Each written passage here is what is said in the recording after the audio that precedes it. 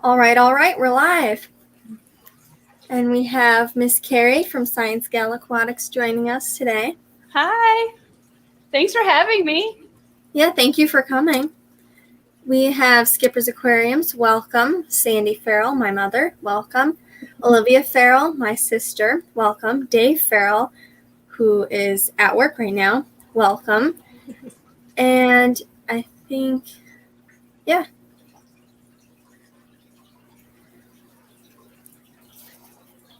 Oh, Skipper's is coming up. Hello. Welcome. Hi. Hello. There, that's better. Get rid of one of Welcome the up at 929. I think the topic for today is going to be guppies. That's a good topic. Yeah. Welcome, I Hate Stupid People's Tank Tribe. So yeah, I think we're going to... Got my stickers yesterday. These are my first stickers. I've sent them out to quite a few people. They look really good. You're already ahead. Like, I don't even have stickers yet. So, bravo to you. Yeah, if anybody wants one of my stickers, just email me. And I'll put my email in the chat. I made a separate email. She's already more professional than I am. Listen, she knows what she's done. I know. I'm going to be learning more in this chat from you than anybody. Yeah, my email is briannesfishroom@gmail.com. You just have to email me your address and your first and last name. I've already sent out 14 of them, and that was today. So, Nice. Yeah. Mm-hmm. Oh, does anybody know Rose from Rose Aquatics' last name? Does anybody know her last name? I don't. Yeah, I was hoping Jess was going to come. I think she'll be late. But I feel like she'd know because they share the aquatic morning show. Mm-hmm. I feel like the one time I talked to her on Facebook, it was under Rose Aquatics. So I don't know. Yeah, she emails me, and her name is Rose Aquatics. You could put Rose Aquatics and it'll still go to her. Yeah. Okay. Welcome, Big Renzo. Yeah, I'll probably just put Rose Aquatics on there. It'll work. Yeah.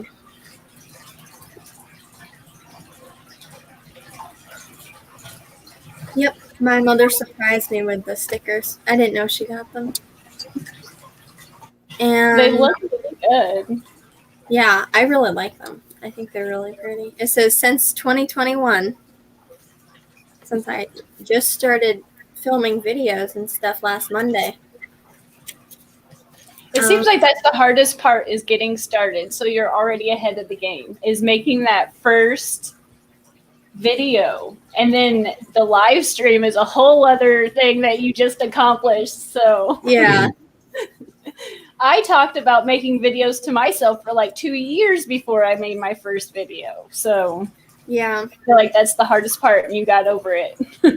Yeah, some people at Jess's live stream, one of her morning live streams, some people were saying that I should start making videos on my fish because I would ask questions about my fish, and everybody was like, you should start making videos about your fish. And I was like debating on it because like I didn't really know how to do it. Like, how was I gonna like start up a YouTube channel and like people would actually watch it? Mm-hmm. But and then people did. So yeah, I was surprised. I had no idea, and then I just lucked into this community, and it's the best community on YouTube. Yeah, everybody helps everybody, which is pretty nice. I feel like we got lucky that everybody is so supportive, and you can reach out and they can answer questions, help you with, and glad to do it. Yeah. Welcome, S and Kevin Long. Welcome. Kevin Long said, hey, at Brienne's Fish Room, ScienceGal Aquatics, and Skipper's Aquariums. How is everyone this morning? It's afternoon where I am. It's a nice afternoon. Yeah, I was expecting to have a chill afternoon with you, and everybody's home from the snow. So we'll see. Yeah. I was like, this is a great time. I'm here, and no distractions. And Yeah. it's snowy and a snow day. Cold. Yeah. Pepling Creek Aquatics said, Brienne, Kerri, Skipper, hello. Welcome, Pepling Creek Aquatics. Hello. Hello. Kevin Long or Leong said, Brienne's Fish Room. How long has it been since you started again? It's been 9 days since I've started. And I believe I'm at 195. Check valves. Pineapples. Dead Fred didn't know that the words changed. He was still going by pineapples. Yeah, I eventually catch on. They'll say it in the chat a few times, and I'm like, oh. Yeah, it's literal when things kind of, I'm like, I'm a little behind. Yeah. It's kind of confusing because, like, pineapples, they don't relate to fish keeping, like, all that much, but, like, check valves do. So it's like I have 195 check valves, and that sounds like I actually have 195 check valves, not pineapples instead. I thought everyone went by subscribers.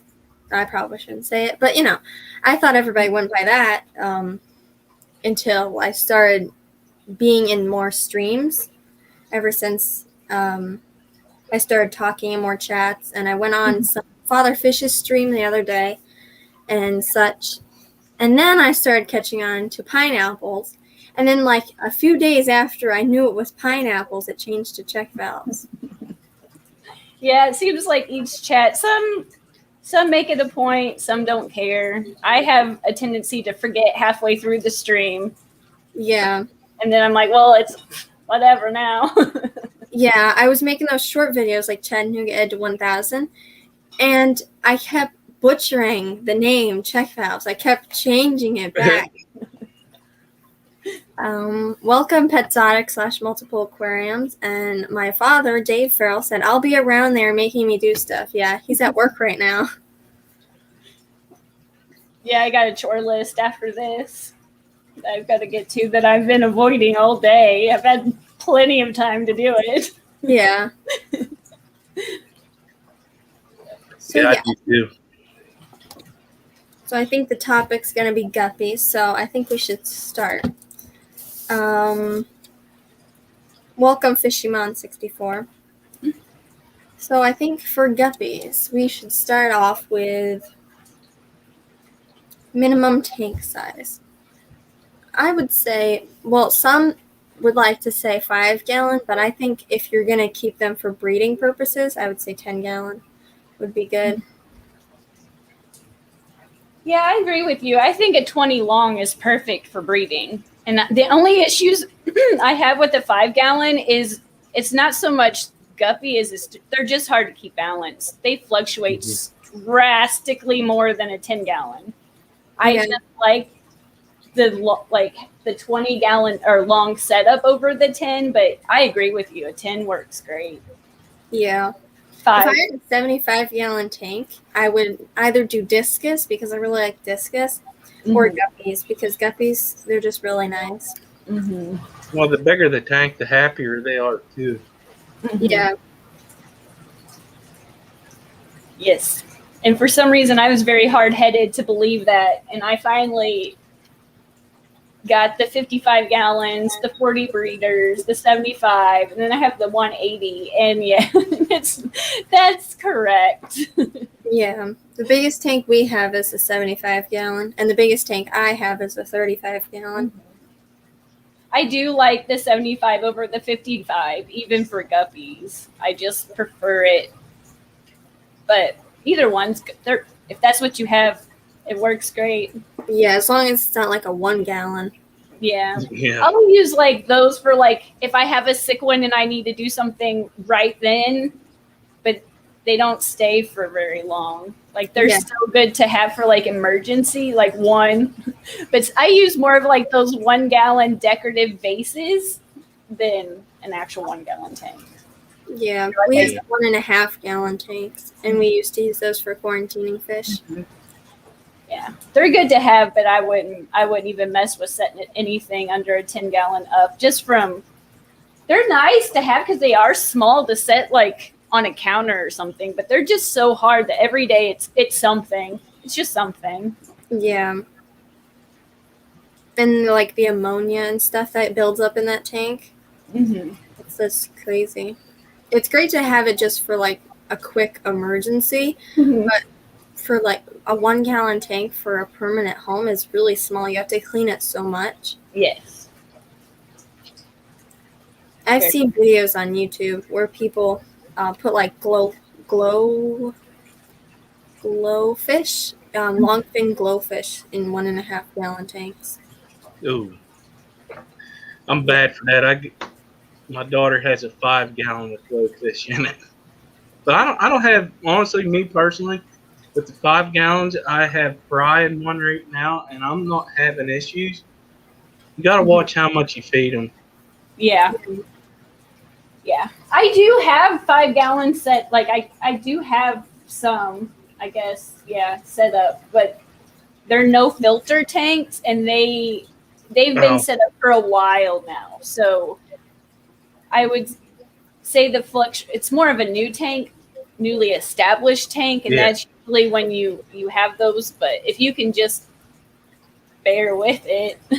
I know that's a complete contradiction than what I just said. It is possible, but like you said, you got to set them up for a while and deal with it for a while. Yeah. I have a 5.5 gallon Neo Caridina tank with cherry shrimp, Bloody Mary shrimp, blue dream. I think there's 1 or 2 blue dreams, and then blue relies and a red relay.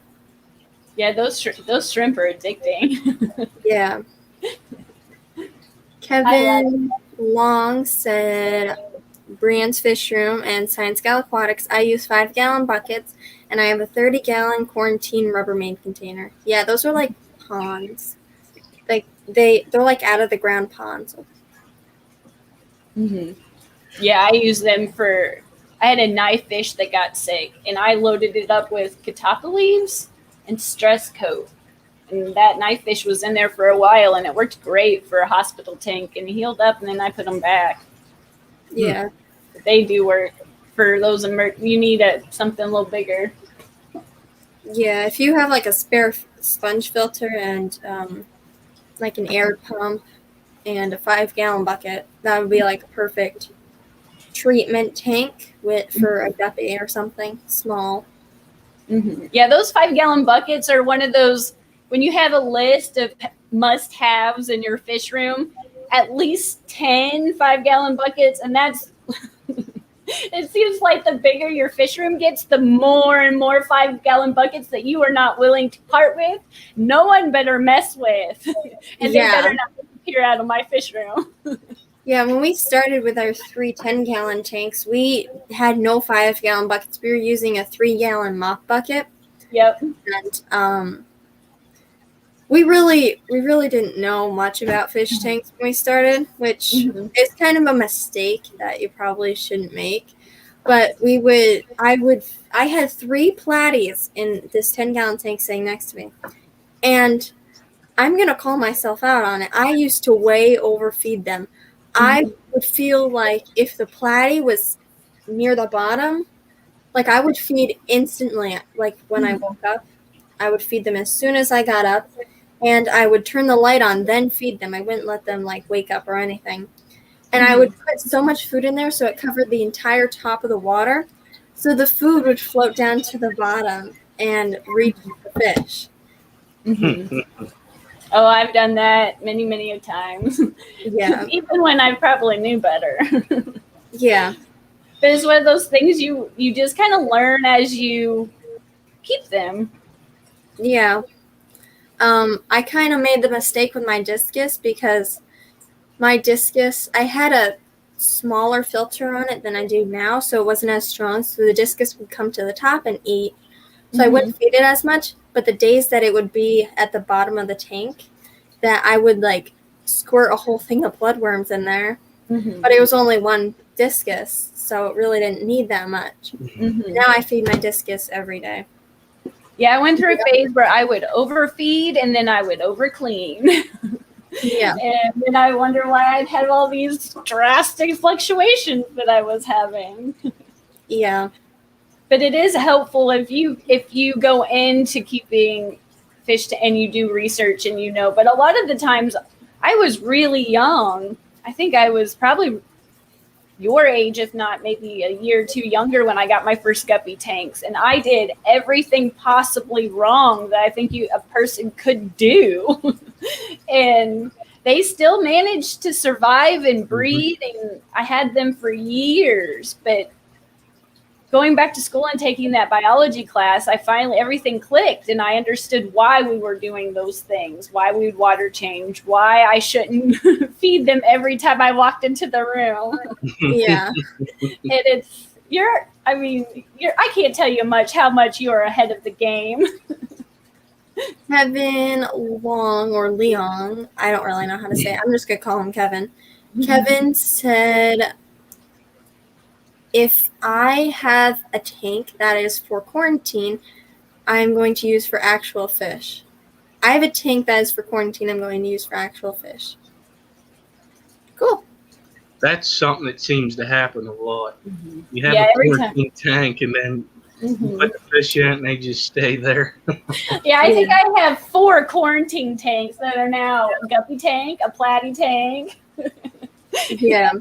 Yeah, the other one's 2 more guppy tanks, and they were supposed to be hospital tanks for whenever I needed it. But yeah. The 20-gallon in our kitchen, it was a quarantine tank, but we weren't really using it, and it was already set up, so it was like, might as well put fish in there, because all of the saltwater tanks really are kind of maxed out on fish, so there's not many fish that we would put in there to quarantine. Actually, no fish to put in there, unless we found one that we really wanted. But still, with corals, it was a coral quarantine tank too, but I mean, once you get corals, you don't exactly have to quarantine them. We don't quarantine our corals. We just dip them with coral dip and then put them in the tanks. And that has seemed to work fine, so. Yeah, I know nothing about saltwater tanks. Yeah, we have 15 5-gallon buckets, my mother said. And S said, I need more buckets. Yeah, you can never have enough buckets. Never.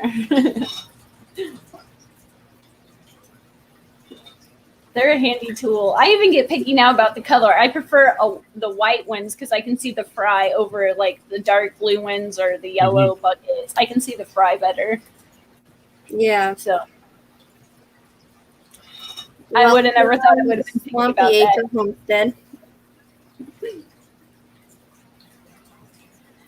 Kevin Long said, at Sandy Farrell, I live in CA, I think it's California. And it isn't snowing, but I'm still cold. LOL. I have all my 5 10-gallon tanks, 20 and 55s in my room, so usually too warm in here for me. Yeah, I have all these tanks in my room. I have 7 tanks in my bedroom, and what you see of my bedroom is pretty much it. I'm sitting at my desk and it's against the wall, so that's my entire room. 7 fish tanks, and it's always cold in here. And yeah, I think it's snowing where we are. I mean, we have our windows covered just to kind of keep it warm in here. But, like, I never know if it's snowing unless I go outside. Which is, like, sometimes, because my father plows snow, sometimes he gets called to work. And then I look outside and I'm like, wow, it's been snowing for the past 2 hours. Yeah, it wasn't forecasted today and tomorrow. But it's snowing. Yeah. It's like this fine frozen mist. It's like, and it's just icy. I'm lucky it ain't doing nothing here. It can stay that way. I'm tired of snow. I felt bad. Jesse had to go. He drove 2 hours to work worked an hour and then had to drive all the way home because the roads were too bad to work. Wow. Like, sorry. Welcome, Danikin Aquatics and TN Aqua. There are 19 watching right now and 16 likes. Oh, I forgot to hit the like button. 17 likes. And now back to guppies and water parameters. What are your thoughts on water parameters? I think just work with what you got. I don't go out of my way to change the water that I have. And I luckily have really hard water and the guppies enjoy it. So I don't fight with it. But I know guppies, if you're going to get them, they're easier to go from soft water to hard water than hard water to soft water, I believe. So you might have to do a little bit more drip application if you're going the opposite way. But I don't fight with what I have. I just work with it, especially, and the guppies don't seem to mind it. But I know they do like a little bit of crushed coral type substrate if your water's a little softer. But yeah, I have really soft water, and my guppies don't seem to mind it. It seems like especially if you get them in a relatively close area to where you live, it's not gonna affect them too much. But if you're like, there's been a couple places that I've got guppies from that they did okay, but they slowly kind of just disintegrated and their fry did way better. So I like to try to shop closer to home than mailing if they don't have harder water, but I just don't fight with what I got. I don't add anything to my water to increase it or anything like that. And the one time I tried, it didn't go well, so I just stopped. Yeah. But I do try to heat the water and keep it a little bit on the warmer side. I don't go up into the 80s or anything. I usually stick about 76, 78. Yeah, my guppies stay about 78. All my fish stay about 78. Yeah. I don't chase water parameters because I just think that's something you're going to get down a rabbit hole with. You're going to be spending a lot more money than what you need to chase water parameter. Yeah, and they don't seem to mind it if you just watch them and pay attention. I mean, you're going to see if they're struggling and maybe go from there, but guppies are pretty hardy. They can handle a lot. So, but I'll test my water and keep track on like my ammonia levels and stuff like that. And since I've added a bunch of live plants to the water, I don't even have the problems I used to have. But it seems like, honestly, the less I mess with their tanks, the better they are. Mm-hmm. Yeah. Yep. And when I start overdoing it and sticking my hands in there and testing this and worrying about that, as long as it's clean and it's clear and it's not cloudy, they're fine. Yeah. I was talking to people on Father Fish's Discord channel the other day, and one person, I'm not going to say their name, but one person tests their water every day because they lost a beta a few years ago to an ammonia spike in the tank. So now they're paranoid, and now they test every day. Yeah. I could see where I've lost a few fish through the years that I just don't know if they were doing something to the water or what. So I could see where you could test it every day. When I do stuff like that, me personally, I start overthinking it. Then I start making things more complicated. And sometimes there's scenarios that's not even a rational thing that could happen, but it's just what works for you. They're your tanks. You know them best over anybody. You're around them every day. So whatever works for you. Yeah, in my discus tank, back to the buffer thing, I only had to add buffer once. That was because my pH got low. I brought a test sample, of water to get tested to my local fish store, Benson's Fish Room. and they thought I brought like straight RO water because my water had nothing in it. And it was weird because the last time I had went there and got it tested, like the ammonia was high in it and stuff, and then it was just like nothing was in it, and the pH was 6, I think, which is a bit low from because where I got them from, Benson's Fish Room, which is my local fish store. They were kept at like 7.8, 7 to 7.8. Since my pH was really low, that's the only time I've ever used a buffer. I used to test my water every day. Kind of jumping back and forth from questions, but it happens. I used to test my water every day when I was setting up my saltwater tank because I was so impatient to put fish in. So I would test it every single day. And then when my parents were setting up the 2 saltwater tanks that are in our dining room, when they were going through the cycling process, they wanted to put fish in. So I would test it every day. So I'd go through and test 3 saltwater tanks for everything, ammonia, nitrite, pH, calcium, alkalinity, phosphate, and all that stuff every single day. So I'd wake up at 7, and then it'd take me 5 hours, and I'd test literally all the tanks because my mother had recently set up her 65-gallon as well. So I would test for like 4 to 5 hours every single day, and now looking back, it was like it was for nothing, really, because I get it testing every other day. That's kind of overkill as well. I don't even test every week. I test like if I see something going on, like if a plant was doing really good, then all of a sudden dying and stuff, then I would test. But I don't just test my water for fun, I guess. Yeah, if anything, one thing I test most often is temperature. I'll test for the temperature more than I test anything. But the only time I haven't even used like a high tech, I just use test strips. It's when I see something drastic going on, I'll test it. But usually I'll keep tabs on the temperature more often than anything.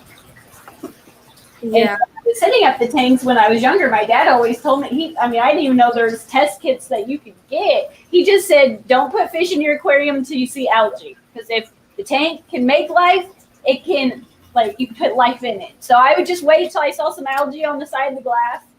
And like I said, I never had salt water before, so I'm not sure.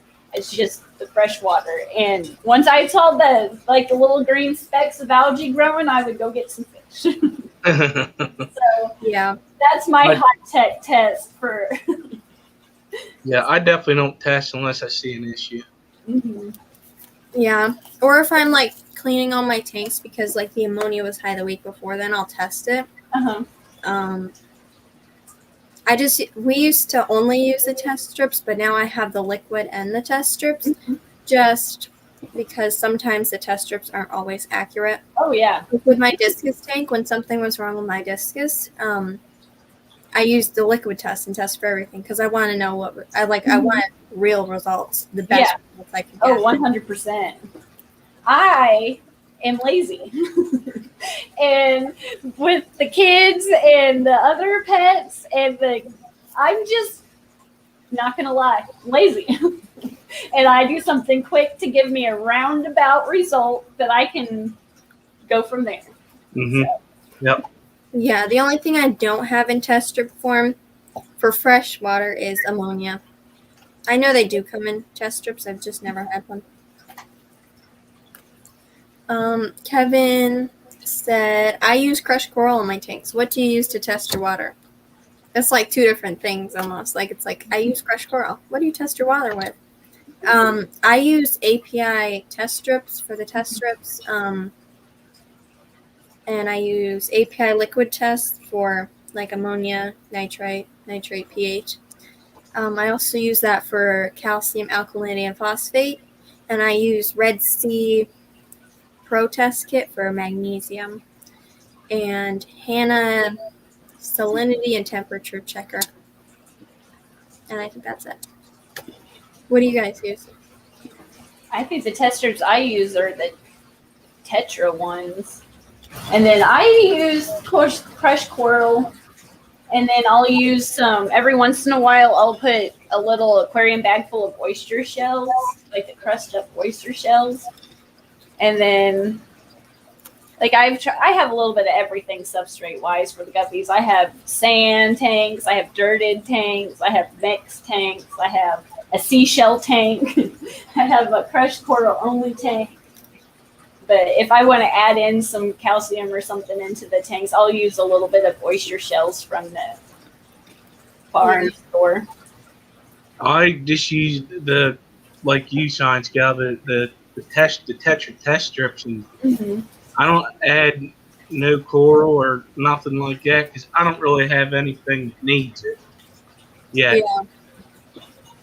Sometimes when I see the shells on the snails, like I have some tanks that are really colorful and not patchy at all. And then I have other tanks that the shells are a little clearer. So that's when I'll add something if I start to see something, or with the plants or something like that, more so than the guppies. Yeah. Guppies, as long as they have food and their tanks clean, they're happy.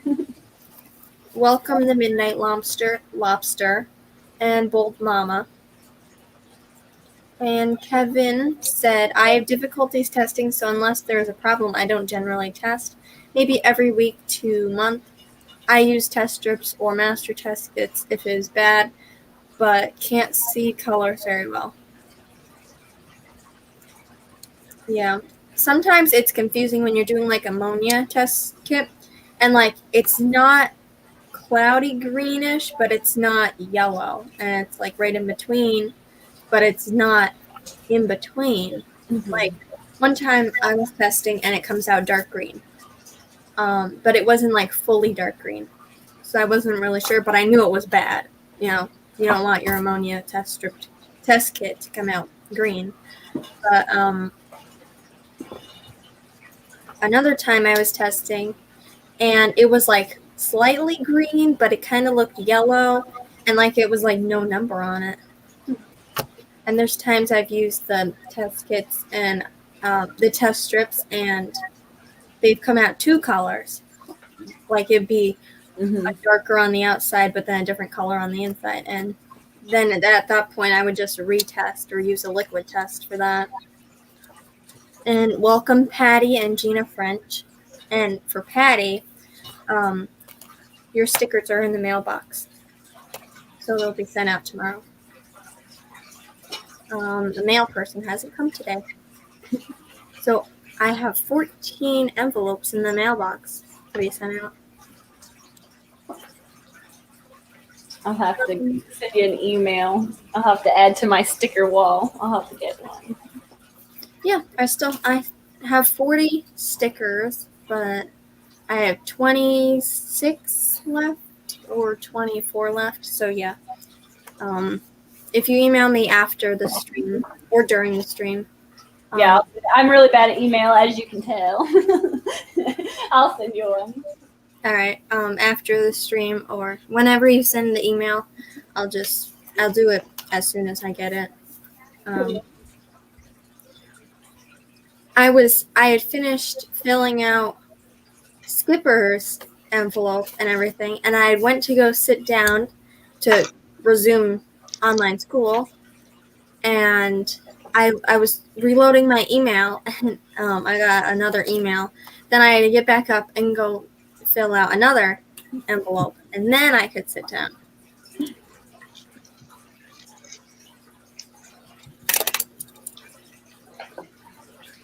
And I think I said welcome Tea and Aqua, but if I didn't, welcome Tea and Aqua. Back to the topic, guppies. Plants. I think any plant works for them. I really need to get plants. I think we're going on Valentine's Day to get plants, so I'll probably record a video of what I got. Yeah, they're not. I don't. They say guppy grass and floating plants help with the fry, but I think any type of decor, something to give them a safe hiding spot will work, but I like the plants too. Any plant will work. Yeah. Kevin, I can't find it. Oh, Rocco's Fisher Malcolm. He said, I use test strips, pH meter, and a TDS and EC meter. Oh, there we go. Kevin said, Brian's Fish Fam, how do I get stickers? You can email me at brandsfishroom@gmail.com. I check my email so many times. Whenever I'm not doing anything, I just go on and I check my email. My father said, still here. Hello. Kind of off topic to guppies, but what do you two, Kerri and Skippers, what kind of plants do you two keep in your aquariums? And what tanks do you keep which plant in? I keep whatever I can get my hands on to buy. I'm not picky. And I don't have any rhyme or reason. I'll stick it in whatever tank is the barest. Yeah. So, right now, the Vallisneria is the easiest one to grow. It's kind of taken over, and I just put it in all of the tanks. I've had difficulties with the guppy grass. Honestly, it looks really good for a while, and then it just melts back. So I don't have as much of that. But the Anubis, I don't know, there's one behind me. This one in the middle right here. It's really slow growing, but once it starts growing, there's a lot of leaf cover for them. Yeah. I've got a little bit of everything. Whatever I can get a hold of at the fish store. Not all of it works, and sometimes it just depends on I'll switch it around a little bit because some tanks it grows really well, in other tanks, I don't know what. All my tanks have plants in except for the glowfish tank. I have a bunch of Anubis. I have Valves, like the one in her top tank in the back. I have that in this 5. Same thing with me. Mm-hmm. I tried. If it works, it stays. I have a bunch of crap too. When I was starting my plants, my first ever plant was a crypt. That lived for a while until I don't really know what happened to it. It just started dying. Probably because I keep my 10-gallon on a color changing light, because if I keep it on white all day, it grows brown algae. But the first time I ever had an Anubias, it did good for the first few weeks, but I had it in sand. I had it tucked way down in the sand because I was never told. The fish store that I got it from told me to put it in substrate. So I put it in the substrate, and it died a little bit later. Mm-hmm. And I don't think you're supposed to put Java fern in the substrate, but I didn't know that. So I still have a Java fern in substrate right now. It's still green and stuff. I haven't taken it out because I don't know what to attach it to or anything like that. I know when I first started getting into plants, I didn't know how far to put them into the substrate. So when I planted them good, and they just melted back. And I've learned to plant them right to where the roots and like the stems kind of meet. Yeah. And they do better. But they told me to come home, put them in substrate too, and I did. I pushed them all the way down, and they didn't do well like that. So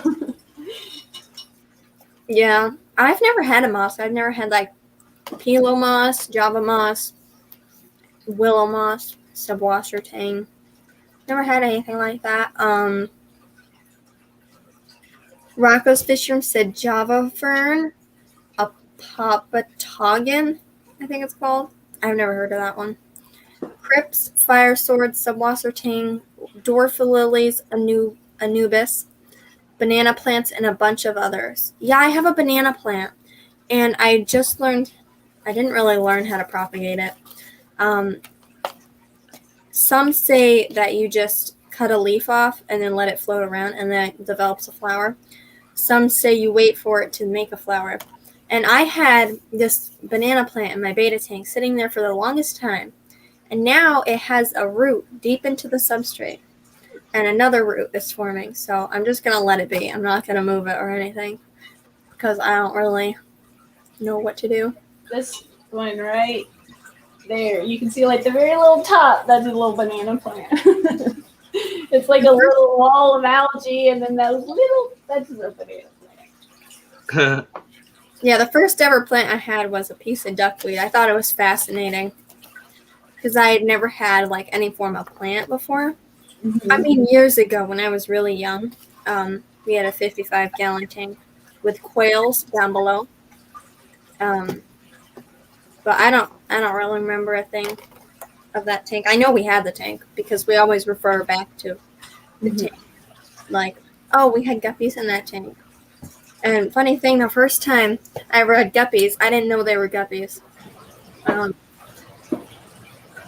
was looking for fish at the fish store because my mother would be like, you can have 3 fish this time and 3 fish next time. So I would go looking for 3 fish, and I was looking around, and I found guppies, but I didn't know they were called guppies, but they were really pretty with their tails and everything, and I was like, these are really pretty. And my mother was like, those are guppies. We had this in our tank. And I'm like, these are guppies? These are what I see all over YouTube and people calling them guppies. And I had 4 guppies, 2 males and 2 females, because I didn't know like ratios at that time. Mm-hmm. And they never bred. I was really hoping for them to bred. They were in quarantine, and I think we quarantined them for like 2 days, which was so effective. We quarantined them for 2 days, and the first day I got them when they were in quarantine, I sat in front of them and I was Googling how to breed them and what it would look like when they were breeding. So I stared at them and I'm like, you're going to breed in the next 5 minutes, right? And then I'm going to fry in the next, 10 minutes, right? And it was hilarious. And old mama said, at Brienne's Fish Fan, Swampy wants one sticker for his sticker wall too. I'll shoot you an email too. Okay, that's fine. And my father said, Foreman, I only work when everyone else messes up. Sounds about right.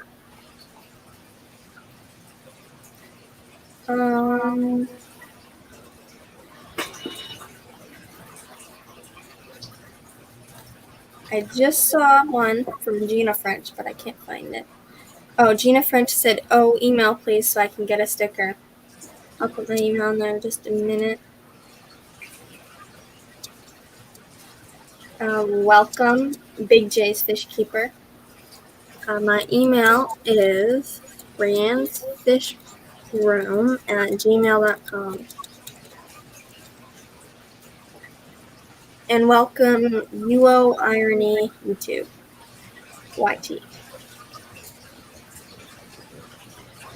I think Dave deserves to have a wrench. Oh, he doesn't have a wrench?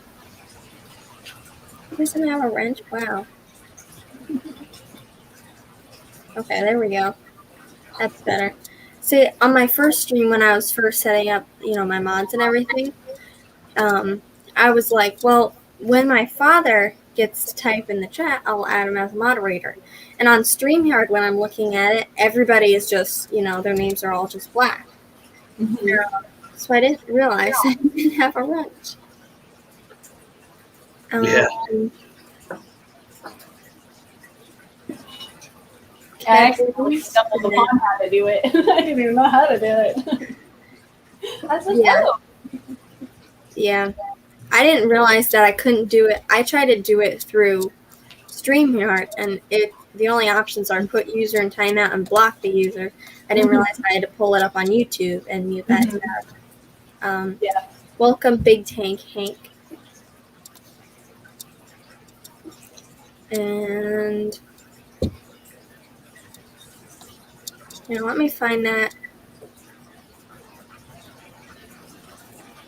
Kevin said, how do you quarantine now versus then?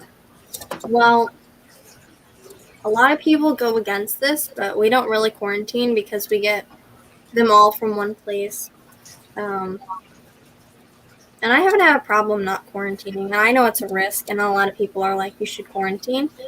But I'm just really anxious to get the fish in, and I've never really had a problem because when we get them from the fish store, I always look at every single one in the tank to see if there's any signs of disease.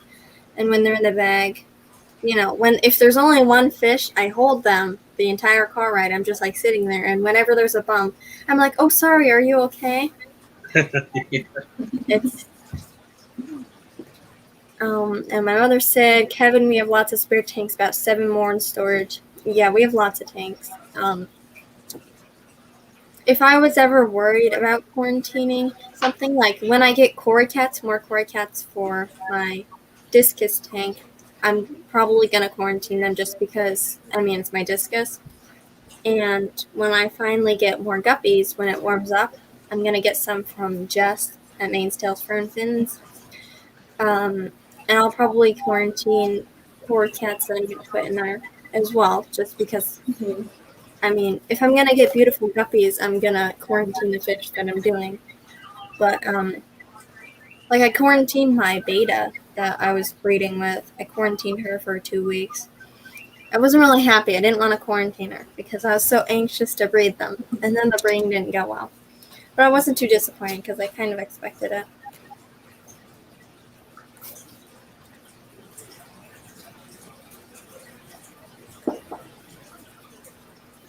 Have you quarantined, Skipper?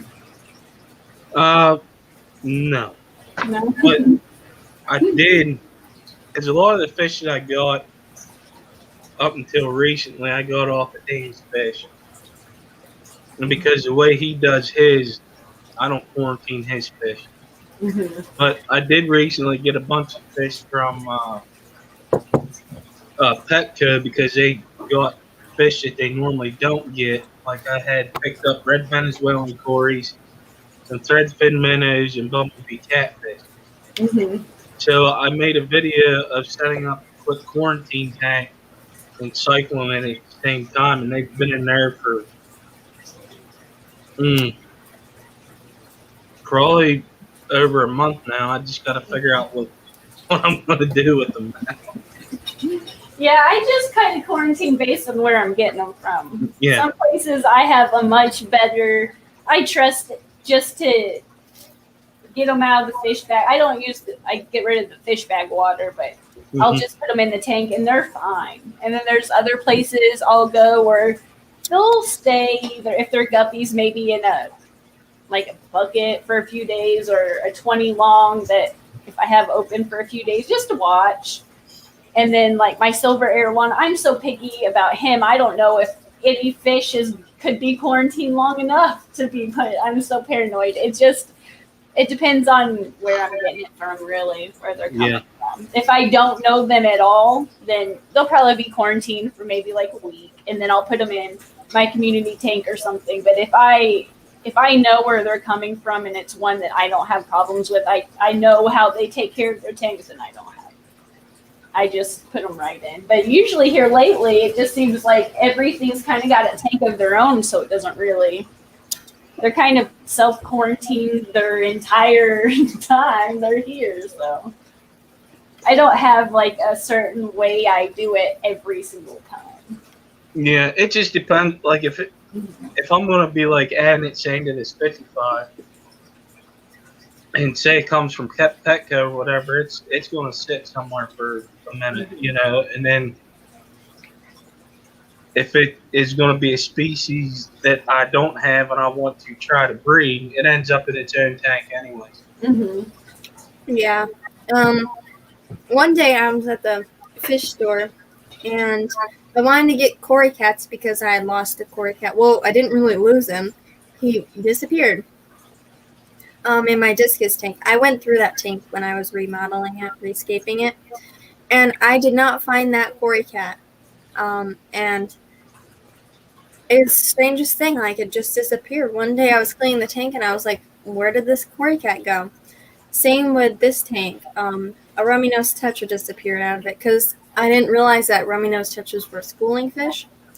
So I had only got 2 of them in my red-eye tetra, was eating them, but one just disappeared. There was like nothing left. That's what happened to my butterfly, my freshwater butterfly fish. It was great for a long time, and then one day I couldn't find it on the ground. I couldn't find it on another tank. It was not in anywhere in the tank that it was in, and I still don't know what happened to that butterfly fish. Yeah. I've had fish die, and whenever I finally found it, there's a bunch of snails all over taking care of them. Mm-hmm. So that's another thing. If you have snails, and of course other fish will eat the dead bodies too, but Yeah, I had put a white leg hermit crab in my saltwater tank the other day, and my clownfish got killed by the other clownfish yesterday. And whoa, I just got a lot of emails at once. Sorry. But my one clownfish killed my other clownfish, which has happened before. I probably am gonna return the female clownfish because she's just aggressive. She bites me when I put my hands in the tank. Mm-hmm. And she's killed 2 clownfish so far because she doesn't want to pair with them. So, but my white leg hermit crab was all over that dead clownfish yesterday. But I got the clownfish out because it was fresh. It was fresh, and I mean it was dead obviously, but by the time the hermit crab got to it, he hadn't really eaten much out of it, so I wasn't just gonna let it sit there. Mm-hmm. But yeah, so I'll probably have to get 2 new clownfish. Or maybe I'll just make it a clown goby tank because I really like clown gobies. They're like mud skippers, but saltwater edition, and they only get like that big. They're cute. Yeah. that'd be cool. They like stick to the walls and stuff, and it's really cute. And welcome, Pride Moore's Fish and More. What type of clownfish is it? That died. The one that died was an orange percula wide bar clownfish, and the one that killed it, I want to say Miss Bar, but I bet I'm wrong. But the video that I posted it was called When I First Set Up My Saltwater Tank. It's not the black and white one, it's the other one that killed. That one actually killed the black and white one that's in the video with. But yeah, welcome Monster Fish Gal, welcome Kev, and welcome John McKenzie. And Kev, if you want to come up, you can. Or if anybody wants to come up, I'll post the link in chat again.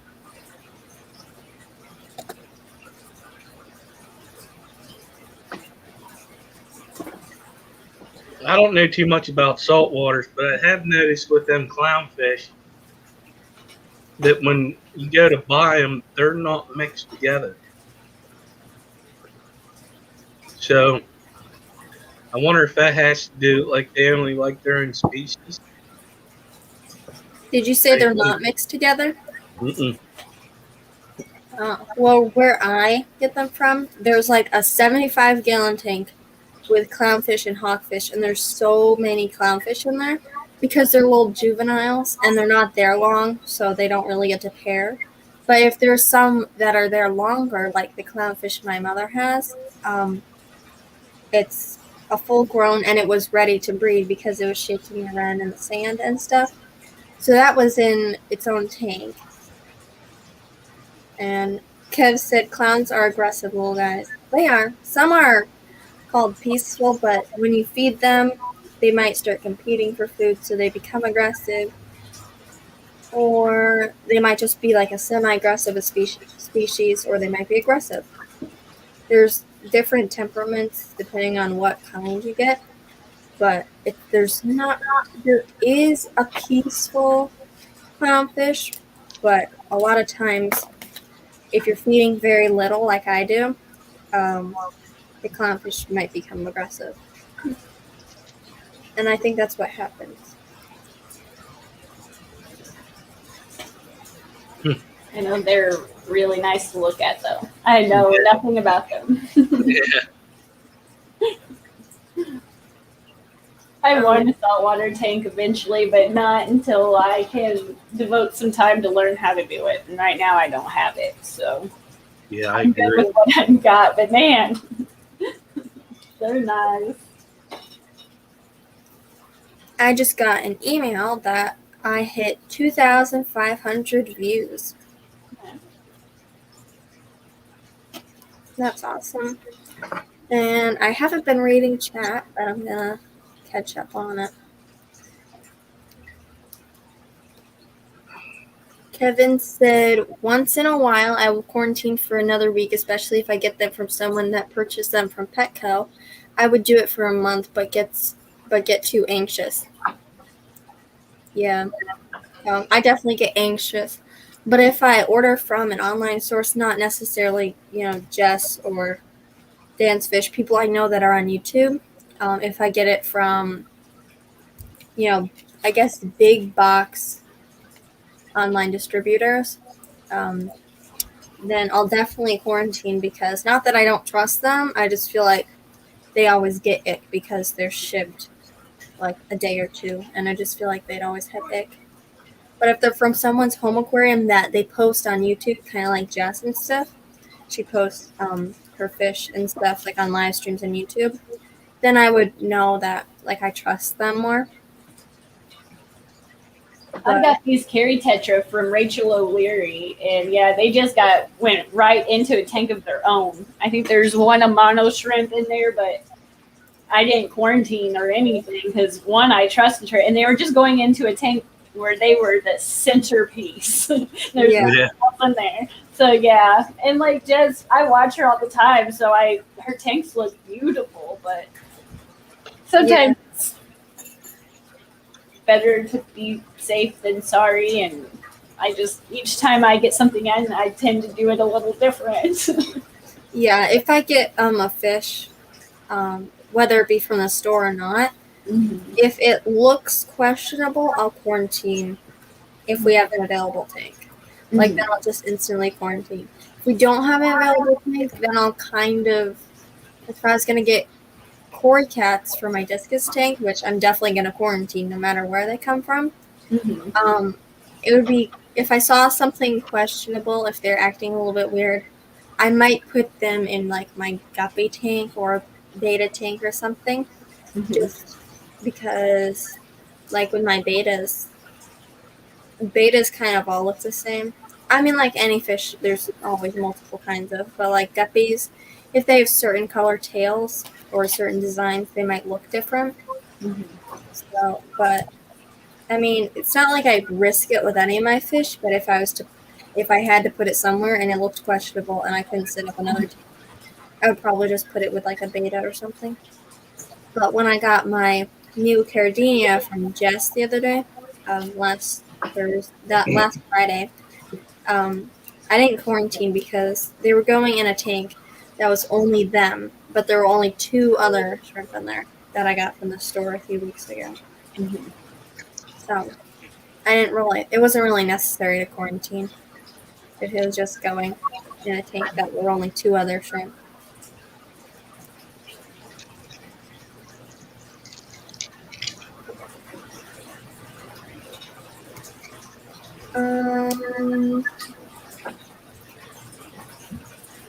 The Midnight Lobster said they might just not have a big enough tank, and it's cheaper just to get them separated.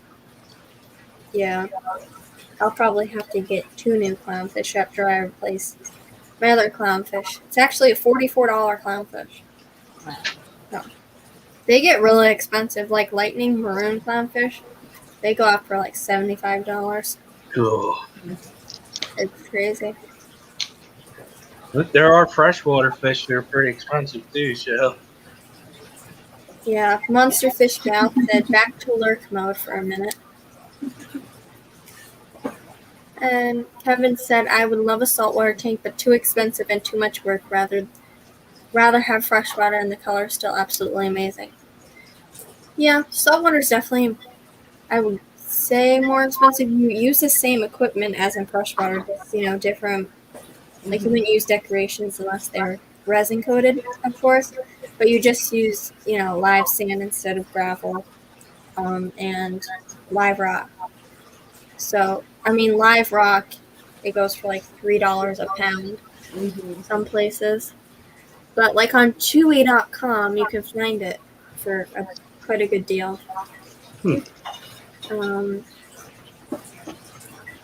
So yeah, if you find a good deal on them, then it's not really that more expensive. And live sand, it's like $30 for 20 pounds or something like that. So yeah, that's really the only part that's more expensive, and the fish. But that's like 3 things. Other than that, you could take a freshwater tank and convert it to saltwater if you just got, new media and stuff.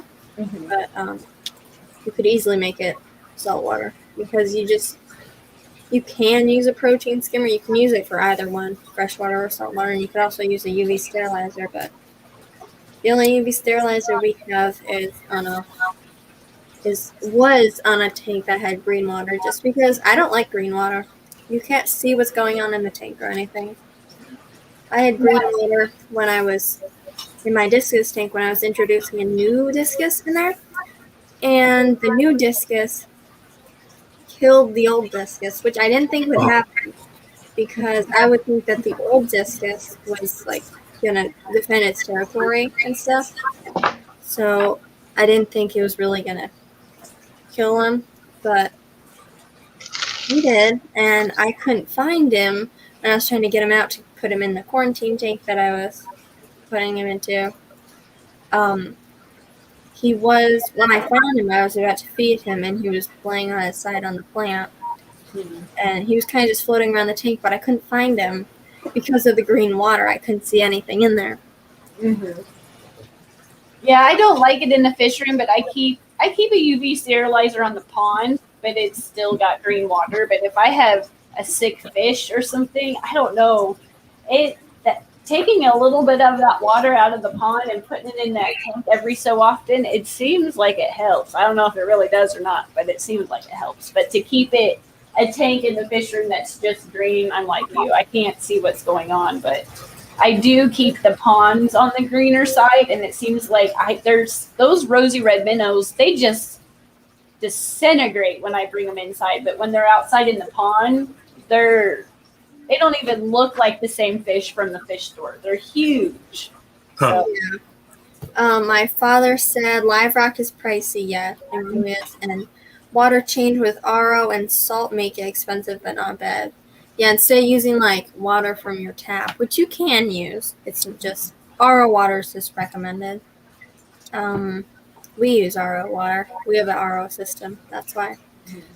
But it's just more work because if I'm about to clean a freshwater tank, all I do is like turn on the water because I don't really need to use water conditioner because I've tested the water coming out of the sink and it's not rainwater but well water, which is pretty much rainwater.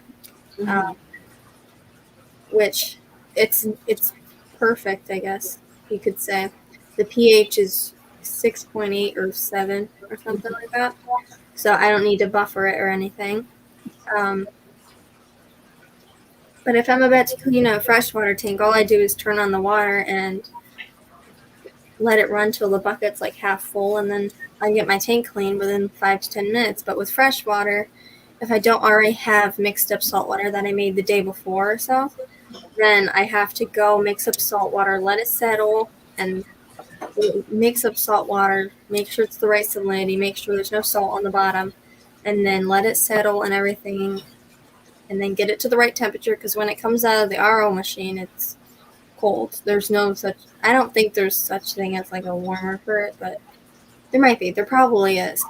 But we don't have like a heater for ours, so it comes out freezing cold, and then we have to put it next to the fireplace to warm it up. Yeah, I do that for my brackish tank. Then I gotta get everything ready to clean the tank. I always mix up the puffer tank.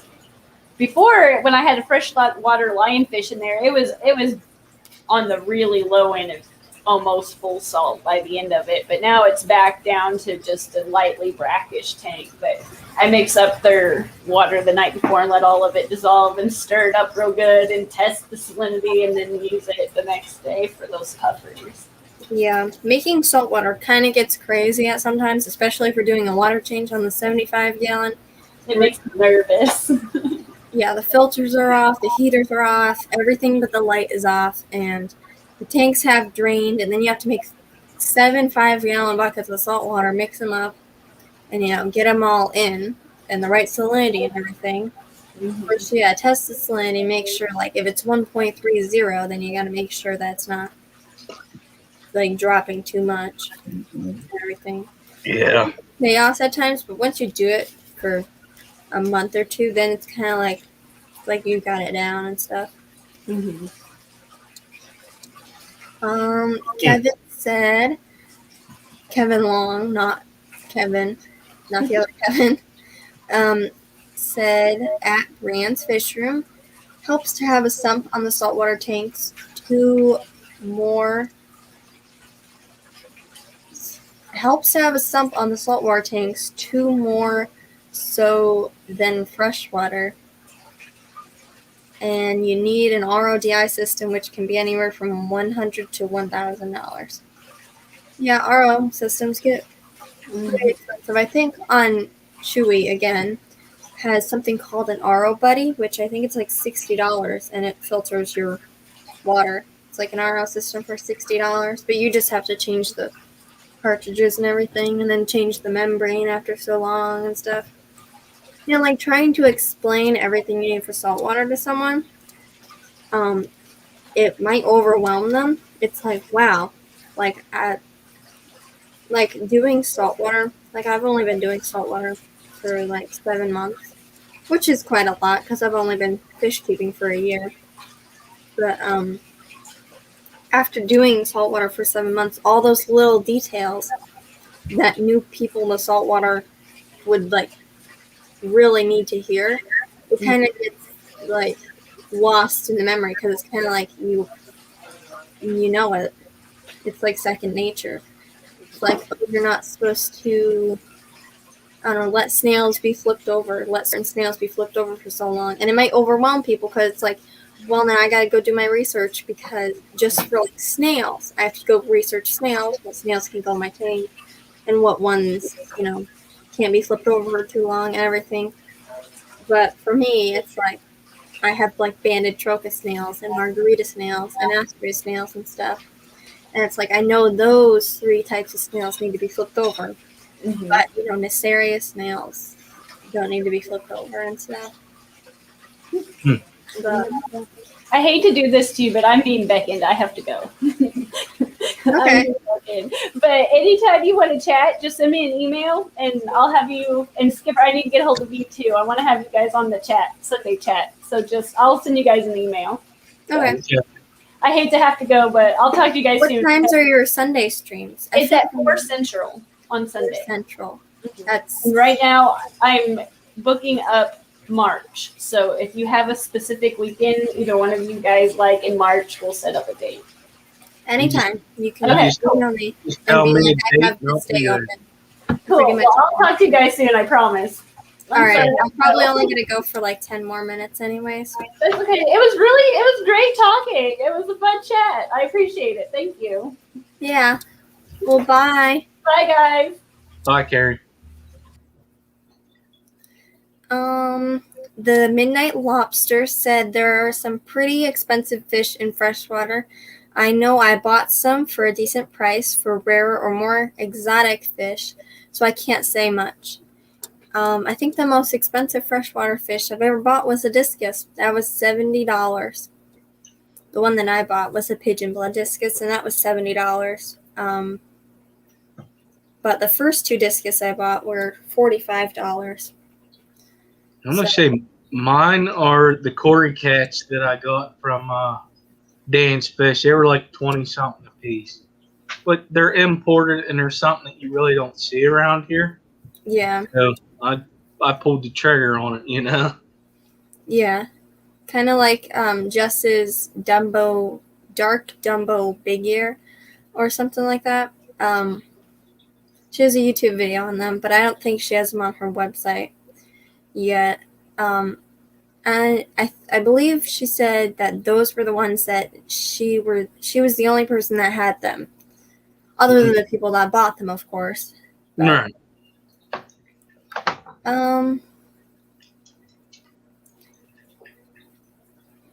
Kevin said to the Midnight Lobster, yes, but saltwater, more common fish are also pricey. I say the most common fish in freshwater is definitely clownfish because, if you have the reason I got into saltwater because I wanted a Nemo, and I didn't they're like $8 to $12. I think 12 is like the minimum for a clownfish at my local fish store. So that wasn't as bad as I thought it would be. But then if I see those lightning maroons that are $75, they're really pretty, but they're really expensive. And Kevin said I have an RODI unit. Nice. We do too. I don't know how many months we've had it for, but it saves a lot of trips because our local fish store that carries fresh and saltwater is an hour away. So going there every week, sometimes we went there 4 times a week one time. And, hauling buckets back and forth, carrying them up the stairs into the house and everything. It was, sometimes we would have to go after we got out of school and stuff. And that would be we would get back at 7 o'clock and we'd be done acclimating fish at 8 o'clock. And sometimes my parents would be acclimating fish till 9 o'clock. I know one time they were. And it just gets so crazy going back and forth. But now we go once every few weeks just to get, fish kind of restock in case anything died. Yeah. John McKenzie said, Brianne, do you need to do water changes like freshwater? I mean, for saltwater, it's pretty much the same thing. You shut off the filter. I would say, yeah, you do water changes like freshwater because all you do, if you have sand in freshwater, you vacuum it just like you would in saltwater. You just hover above it or go back and forth and stuff. And you just drain it down to wherever.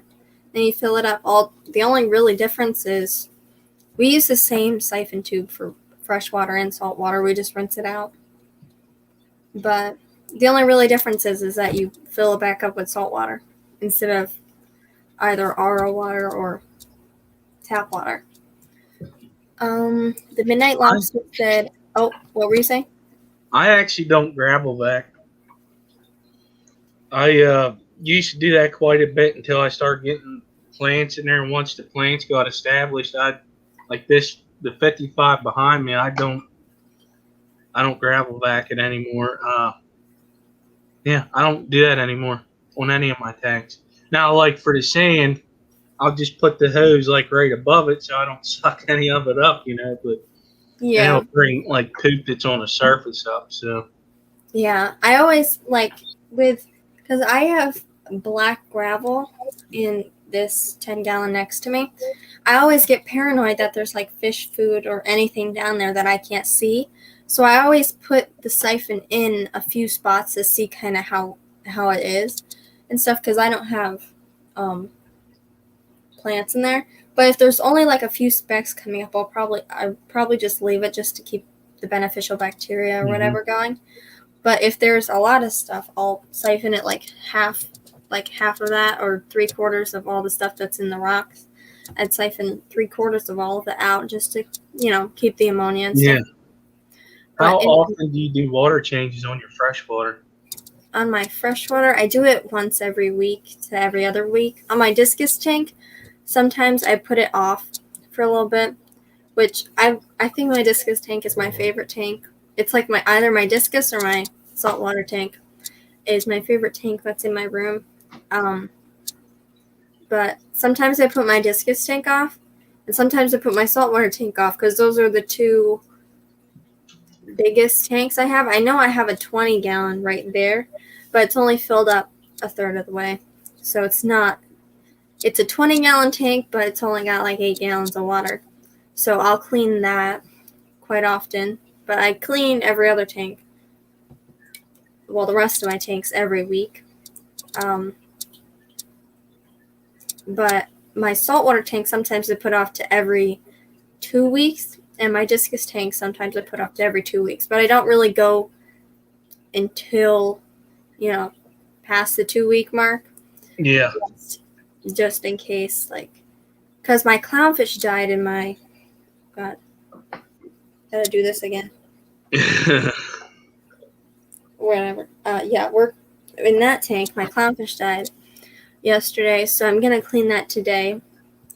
Only because I would have cleaned it yesterday, but I noticed it out really late in the day, so I didn't really have time to mix up the salt water and everything.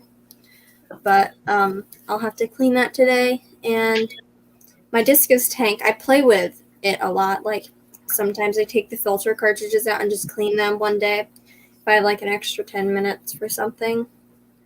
But yeah, I try to clean all my tanks every week, but sometimes I put it off to every other week. Okay. How often do you clean your tanks? All the tanks, but this one, the 20-gallon out there that has my koi goldfish in, once a week. These I try to do like every 2 weeks. So.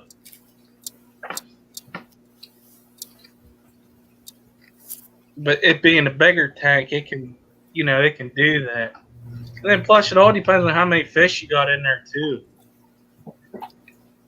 Like my ones upstairs, they're 20 gallons, and I got quite a bit of fish in there, so I do them once a week. And if I see there's an issue, I'll sometimes maybe twice. Yeah. It just depends on what's going on with the tank. Yeah. In this 10-gallon tank, I have 2 rummy nose tetras and a guppy. So, but I have ammonia problems in there. So if there wasn't ammonia problems in there,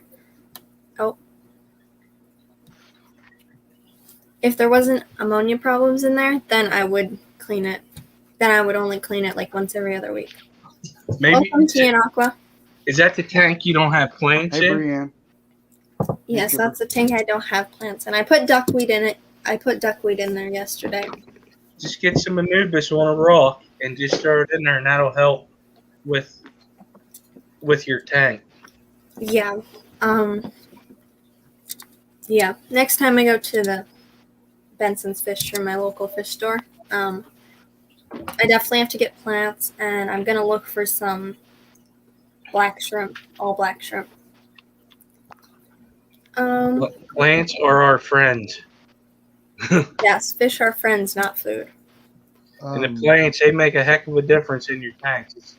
I never really knew that until I started back into it again and watching everybody on YouTube and then doing it myself and experiencing it, the difference that it does to your tanks with having plants in it. Yeah. Brianna, if you're hunting some of the black shrimp, I know that Rose Aquatics has some. If your store don't have it, Yeah. That's just one place I know that I seen that had them. Yeah. I have red, blue, and 1 orange really. So I'm trying to get some of every color. So I'm looking for some black ones, probably a few more blue ones, and then orange ones.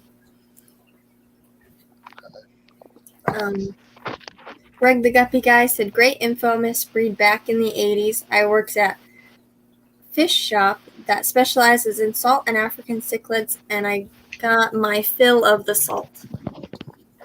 Nice. I've never had a brackish tank, which is kind of off topic, but I've never had a brackish tank or African cichlids. My second plan. Oh, one second. Hello. Hi.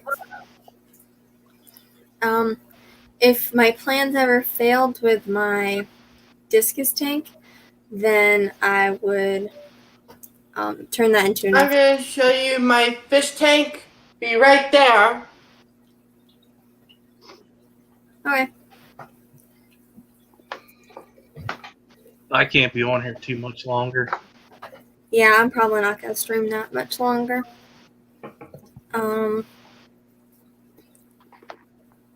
But if my plans ever failed with my discus tank, I was going to put some sort of cichlid in there, or at the time I was thinking about putting a flower horn in there, and then I was like, oh wait, they need like bigger tanks than a 35-gallon, which is what I've heard.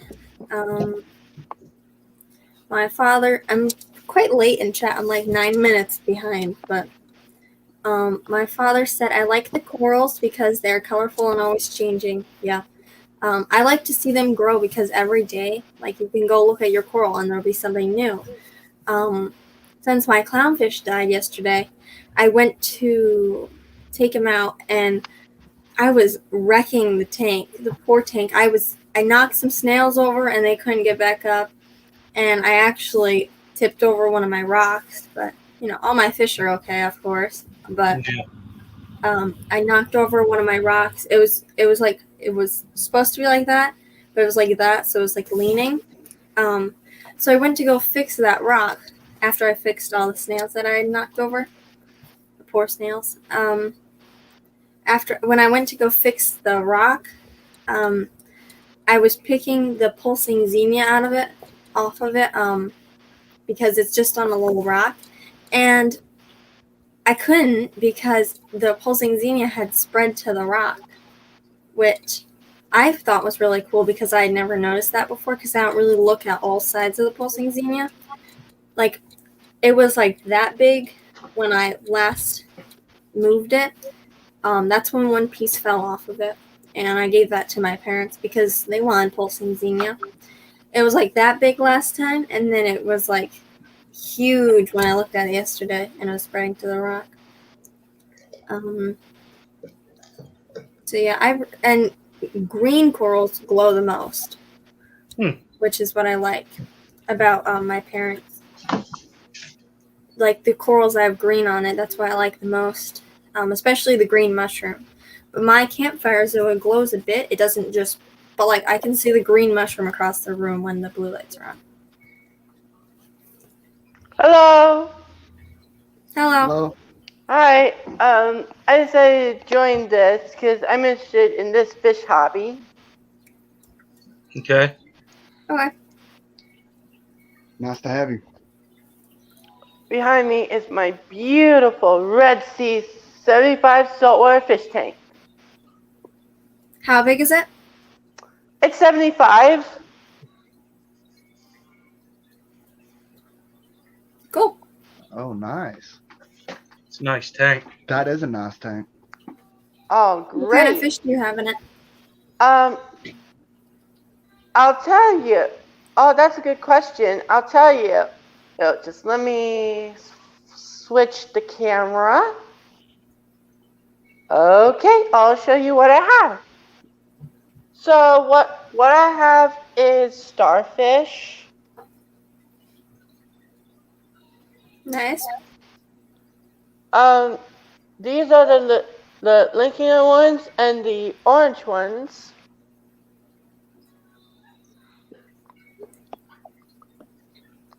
And here's these are the orange ones and the Lanikia starfishes.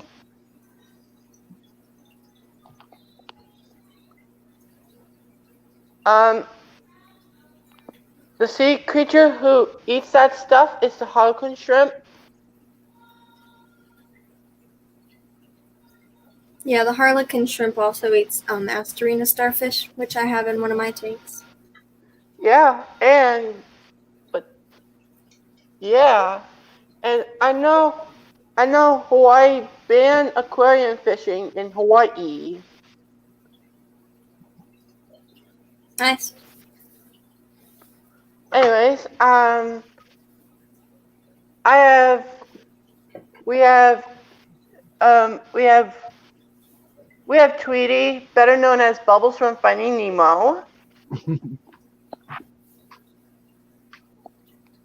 That's a real nice fish. Yeah, we used to have a powder brown tank. Tangs are really, really susceptible to ick. And that tang, I mean, I knew what ick was, but the tang had ick, but it was like the worst case of ick I've ever seen. but we didn't Then really do it. we have our most popular fish in the world. We named Dory. after the blue tang, Dory. And that's not all. We have a diamond goby. This is Toby. Hey, Toby. Hi, Toby. And we also have another kind of goby. It's called a dragonet. And we also have firefish. These are my boys, Bramble and Henry. Cool. And that's not. We have blue damsels.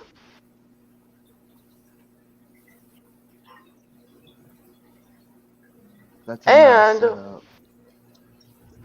beautiful. And as you can see, this is Nemo. It's not the exact one from the movie.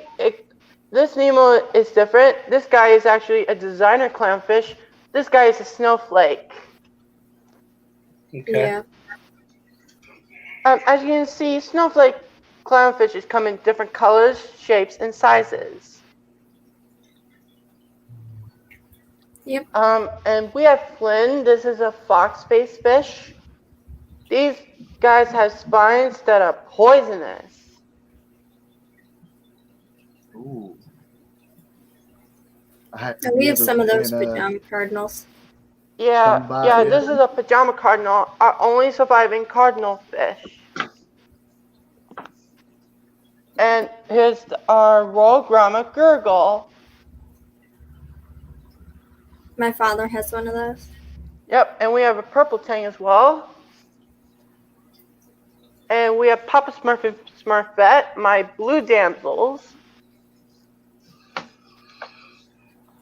Oh, and also we have a few emerald crabs and hermit crabs, but they're all hiding somewhere.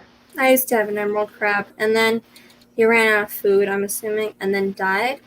But I'm thinking about getting another one because I'm starting to get bubble algae in my tank. I know, but I do have a species of shrimp.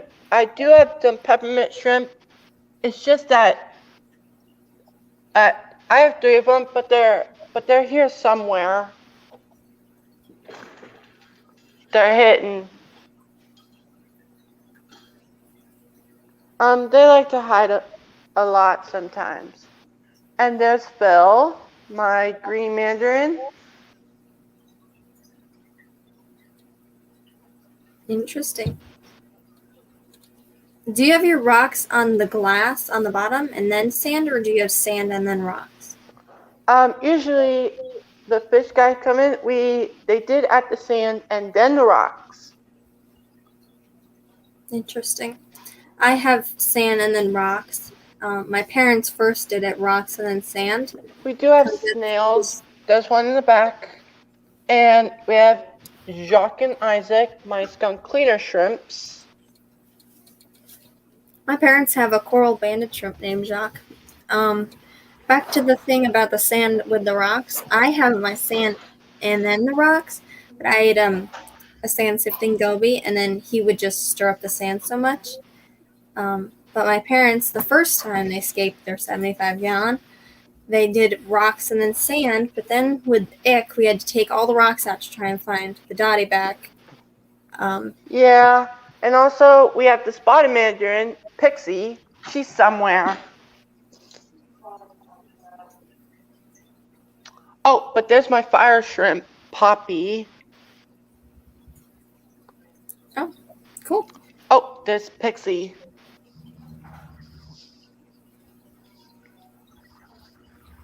I don't name all my fish. I mean, I named some of them, like my discus name is Pinky, and my guppy's name is Aurora and stuff.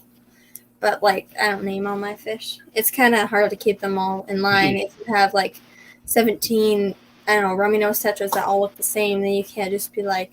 Yeah. Yeah, and here's our other fire shrimp, Tilly. Tilly is somewhere, but there's Pixie, our spotted mandarin. It's cool. It's hard to keep 17 fish names in line. if they all look the same. Yeah. Yeah, gobies dig and shift rocks. That's like my goby, my sand Okay. fishing goby had Anyways, collapsed enough rock so work. yeah. Yeah, and I have to say that Red Sea makes the best fish tanks ever. Can you step back and give us like a full view of the tank? Full That is a view? nice tank. Oh, I can. Cool. I can, yeah. And the best thing about fish tanks, this one overlooks the kitchen. You can see them from all angles. You can see them from here, which is the kitchen view, or you can view them from here, which is the living room view. Cool. And I'll talk to you about the things we use to feed our fish. Is that the gadgets we use? This is a clip. This is what we use seaweed with. Yeah, I give And my common and this is the food. My mommy is defrosting it for me. Cool. Yep, my mommy uses garlic because Tweety needs to eat. And that is the fish food. This is frozen shrimp. We have 3 tanks. We have Violet, Tweety, and Dory. We're getting the food ready to feed our girls. I like to call my tanks the girls.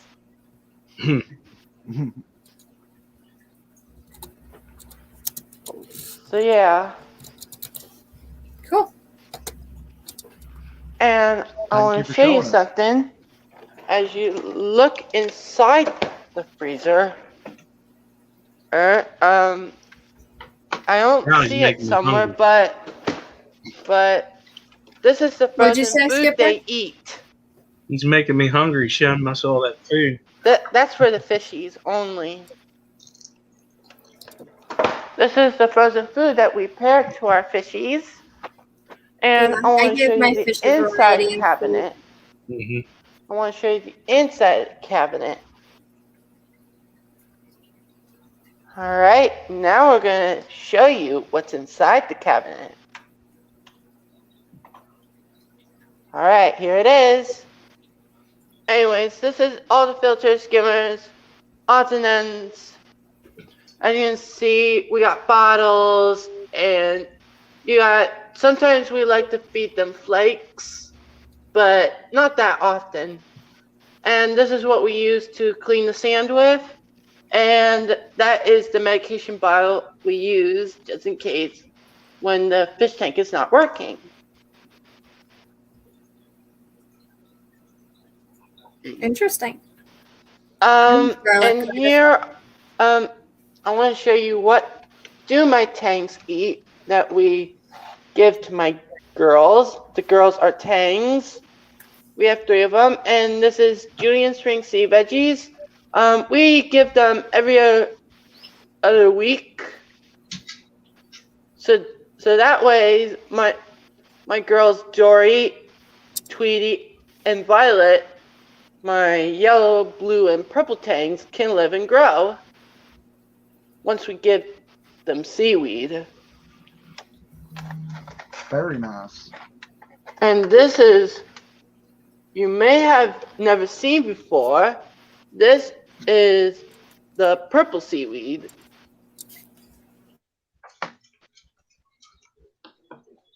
Oh, nice. I never heard of purple seaweed before. I haven't either. This is what we also feed to our girls. They're tangs, blue, yellow, and purple. Yeah, I got auto filters, everything and stuff. Cool.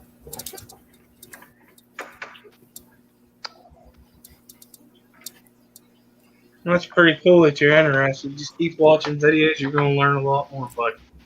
Yep, and we have this special eraser that cleans the glass. Yeah, I've seen those. I've never actually got one though. I have like other ones. Like I have a SpongeBob one that we got from, a used tank setup. That one's just nice and quick because it sits right under my saltwater tank. But my snails do a good job cleaning up the glass. Yeah, I've Yeah. been having issues with algae on this tank. I want to drop some mystery snails in there, but I don't know if they're going to live in that tank. Yeah, like I had mystery snails in my discus tank, and my discus ate the whole first one, and killed the second one, and then my Cory cat ate the entire second one. So that was interesting. I thought they lived for a while though. I've had put ram's horn snails in there, but I think my zebra roaches died. They disappeared on me. But I don't know if the Pictus catfish are going to mess with them or not. So Yeah. I'll just have to try it. Since I don't Yeah. quarantine like my plants, I think it's useless, but because you're using like a whole quarantine tank just for a plant or two. So I just put them in because I don't really mind any snails or hitchhiker shrimp or anything that would be on it. And I have so many baby rantorn snails, but I don't really mind it. Yeah, I don't mind it either. I don't think they're gonna infest my tank or anything. No. Or like if they did, I mean, like the worst I would do is pick them out, kill them. Probably, Yeah, I think I know. I'm gonna have to get some bottle boom for my Usually shrimp. blue ones, but saltwater. But I'm gonna have to That's get going. why we trust saltwater. What'd you say, Skipper? I'm gonna have to get going here. All right. Do you have to All right, leave right buddy. now? Yeah, because I got stuff. I got to get dinner and stuff ready, so I'm gonna have to go. All right. Well, buddy, you have a good day, man. And I'll talk to you a little later on, man. Yeah, All right, we'll see you soon. all right. Bye, Bree. Bye. Bye, Robert and Coral Tunes. See you, Tom. Later. Bye. Sorry, my mic was muted, but basically, the fishies get shipped every Thursday. Usually they came from Miami.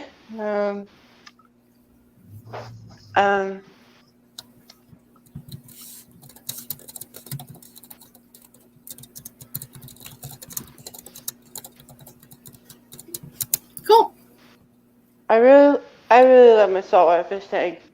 My favorite I like prized saltwater possession.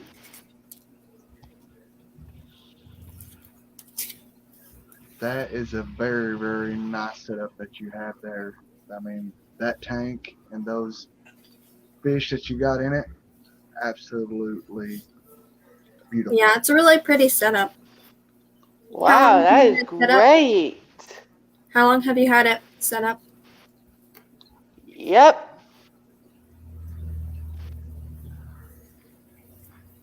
Yep.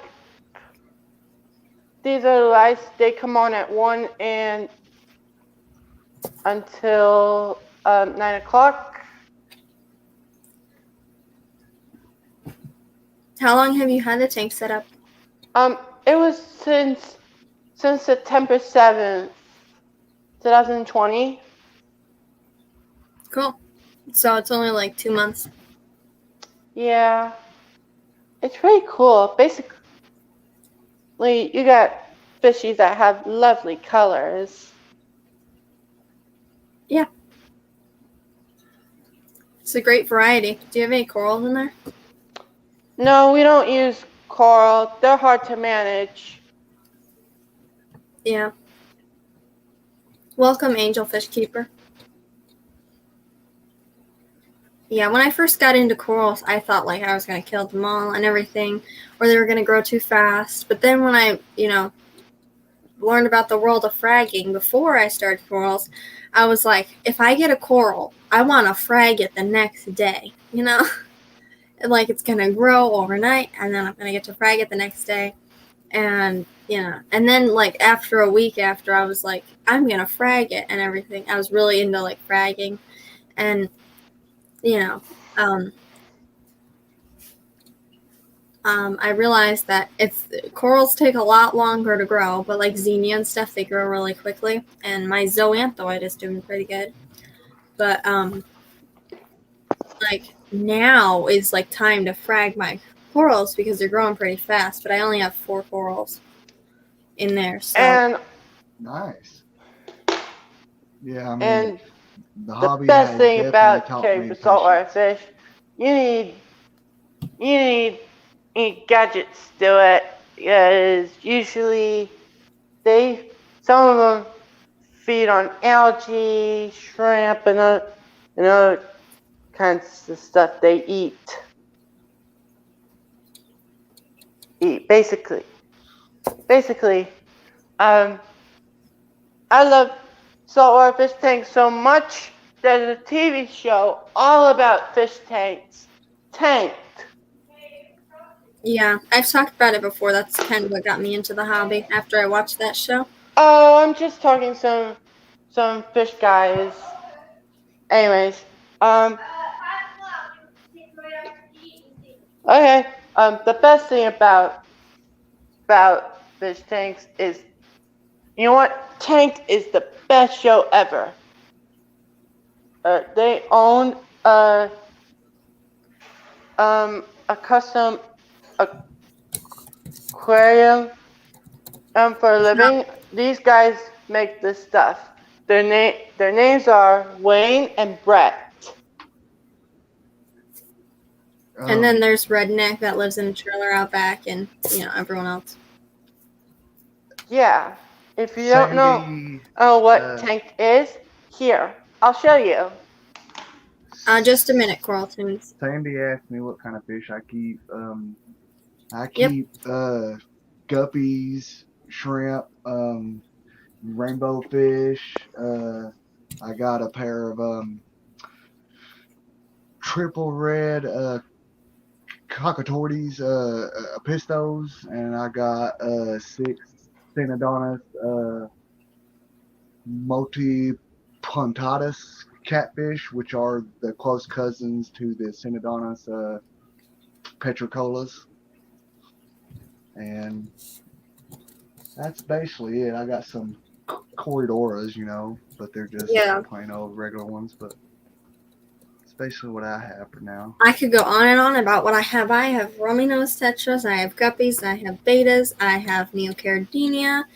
I'm not going to name all the live plants. Of course, that'd take a bit. But actually, I only have a few. Like, I have an Amazon sword, Anubis, and Java fern. And like everyone's favorite, duckweed. I have clownfish, clown gobies, corals such as Xenia, pulsing Xenia, zoas, and ram's horn snails. And I believe I could name every little thing I have, and that would take all day, like naming every single substrate and every single, additive I have and test kit. That would take a while. How many doing a tanks video have you got now? What'd you say? How many tank setups do you have now? 14. Whoa. Oh, wow. My discus tank the light just shut off and it scared me. Because I'm looking at myself on the screen and like it's so bright and then just went so dark. But it's true. There's 7 in my room. There's 14 set up in the whole house. So just in my room, that makes up half the tanks that are in the whole house set up. And then 19 total. So there's 5 in the basement. As you can see, my discus tank the light is slowly coming back. It's a program light, but I unplugged it one day and then it just got out of wonk, and I haven't really, messed with it and turned it, back on since, because it's easier to just, plug in the light. It's not really easier because you could just let the system do it for you, but I just plug in the light and turn it on each morning. So like every day around like 4 or 5 o'clock ish, depending on when I turn on the light, it just shuts off and then goes back on because that's its, cycle. Oh, okay. Anyways, now Yeah. back to the stuff I want to show you. Here's an example of one of Tank's favorite fish tanks. I'll show you.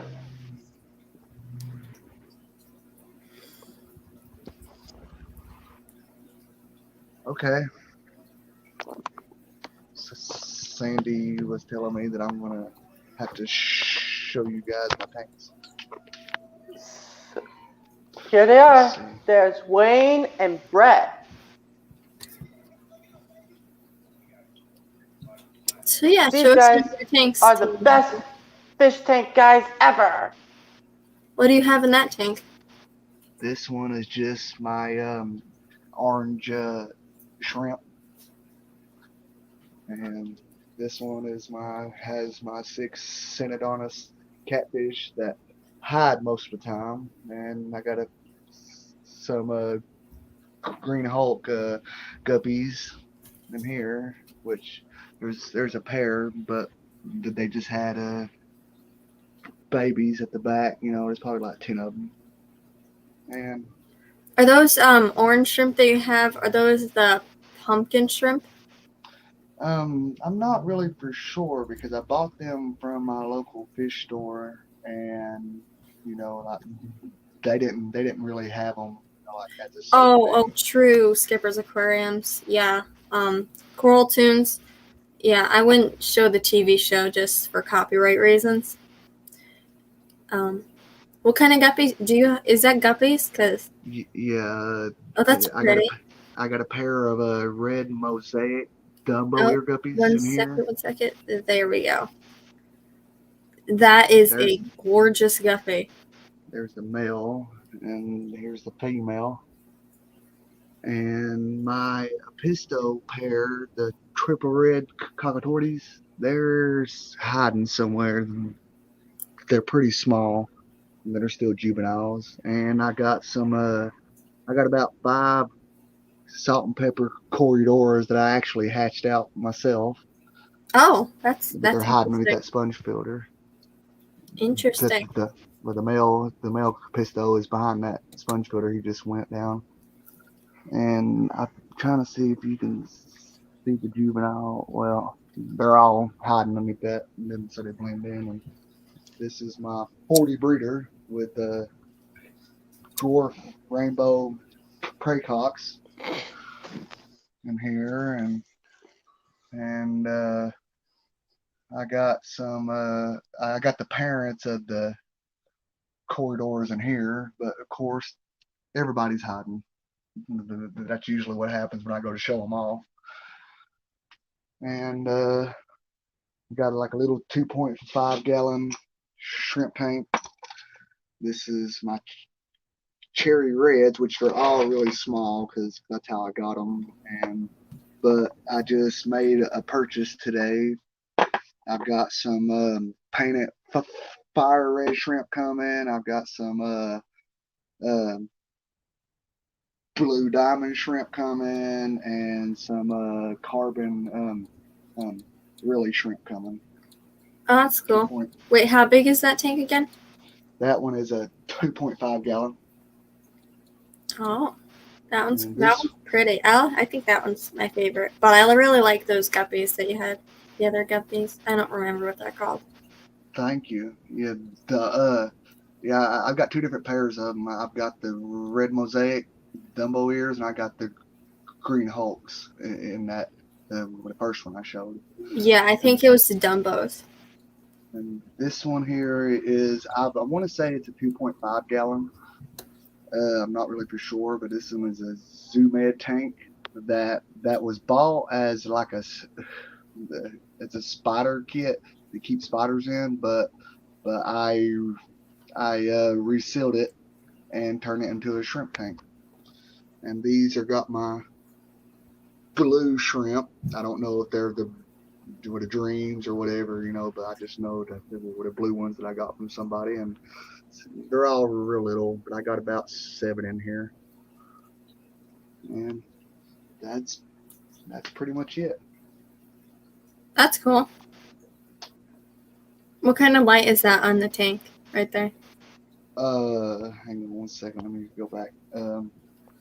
That is, the base of it is just like your regular old light you put on like a reptile tank.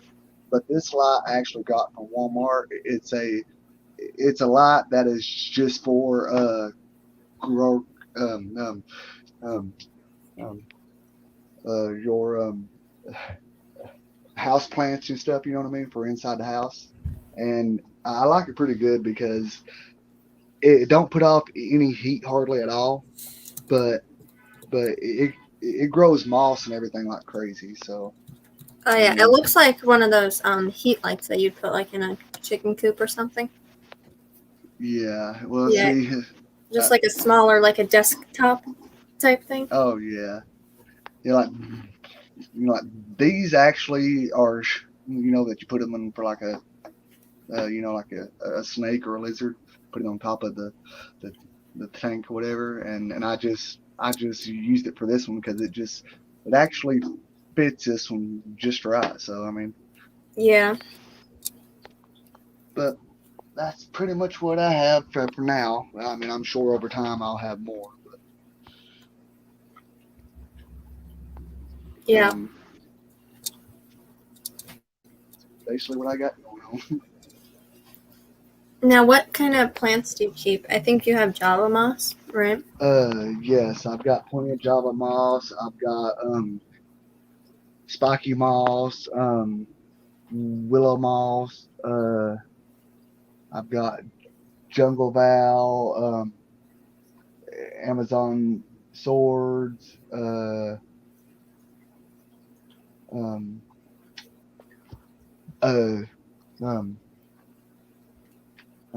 what's that plant called? The Midnight Lobster said all the mosses. Oh yeah, well, not all of them, but eventually. And then I've never had a moss. I've never had like Java moss or like any of those types of moss. Really? Yeah. Well, then hopefully, and I don't know, probably like when it starts warming up or whatever, then I might could shape you some then because I got plenty of it. That'd be cool. And and then I got about 3 or 4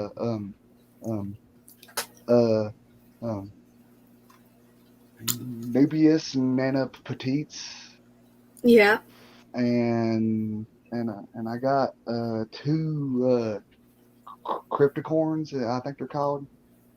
And I admit, I couldn't tell you which ones I have because I forgot the scientific names. But that's basically it. I'm planning on getting some more, like different species of plants and stuff later on. But 2 of my tanks, I got to completely change out the substrate in there though, because I'm having plant issues with the substrate I'm currently using. So I'm just going to go get me about 6 bags of that Eco Complete. Oh wow, 6 bags? Yeah, because I'm probably going to put at least 3 bags in the 40-gallon in the breeder because I like to use a deep substrate. Yeah. And then I'm going to probably use 2 in, well, maybe about 1.5 in the 20-gallon hive that I got. Yeah.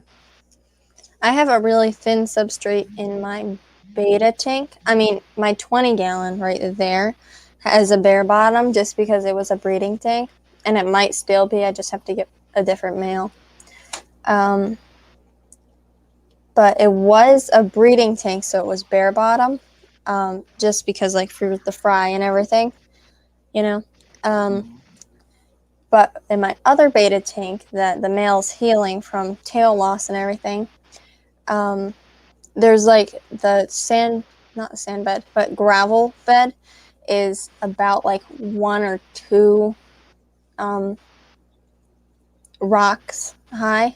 It's really thin, only because I don't plan on putting like Amazon swords or anything because it's just a really small tank. Mm-hmm. Um, but I have a banana plant in there, and that's starting to take root. So maybe I could start a banana plantation. Yeah. um, Yeah. in my saltwater tank, there's a pretty deep sand bed, only because like that was the smallest bag they had, and once you open live, because I had live sand that came with salt water from the sea.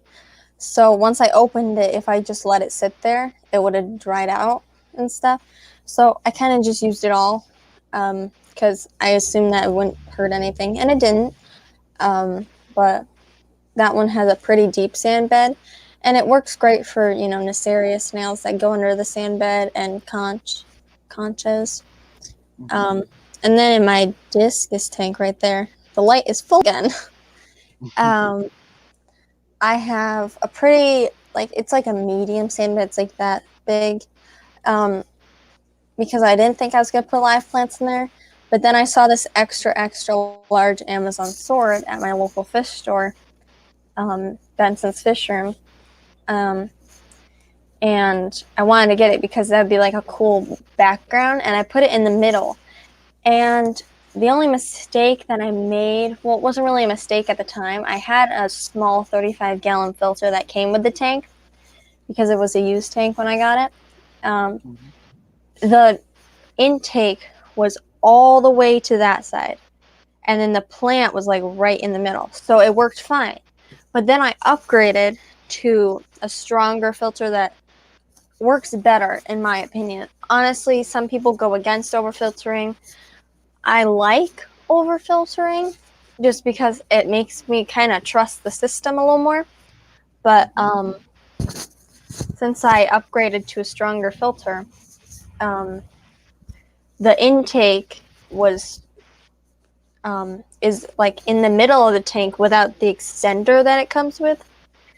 Because it came with a thing that you attach to it, but we didn't attach that, and we just had the little intake. So that goes halfway down the tank, but the intake is in the middle of the tank now. That little that bar right there, that's the intake. So it kept sucking up.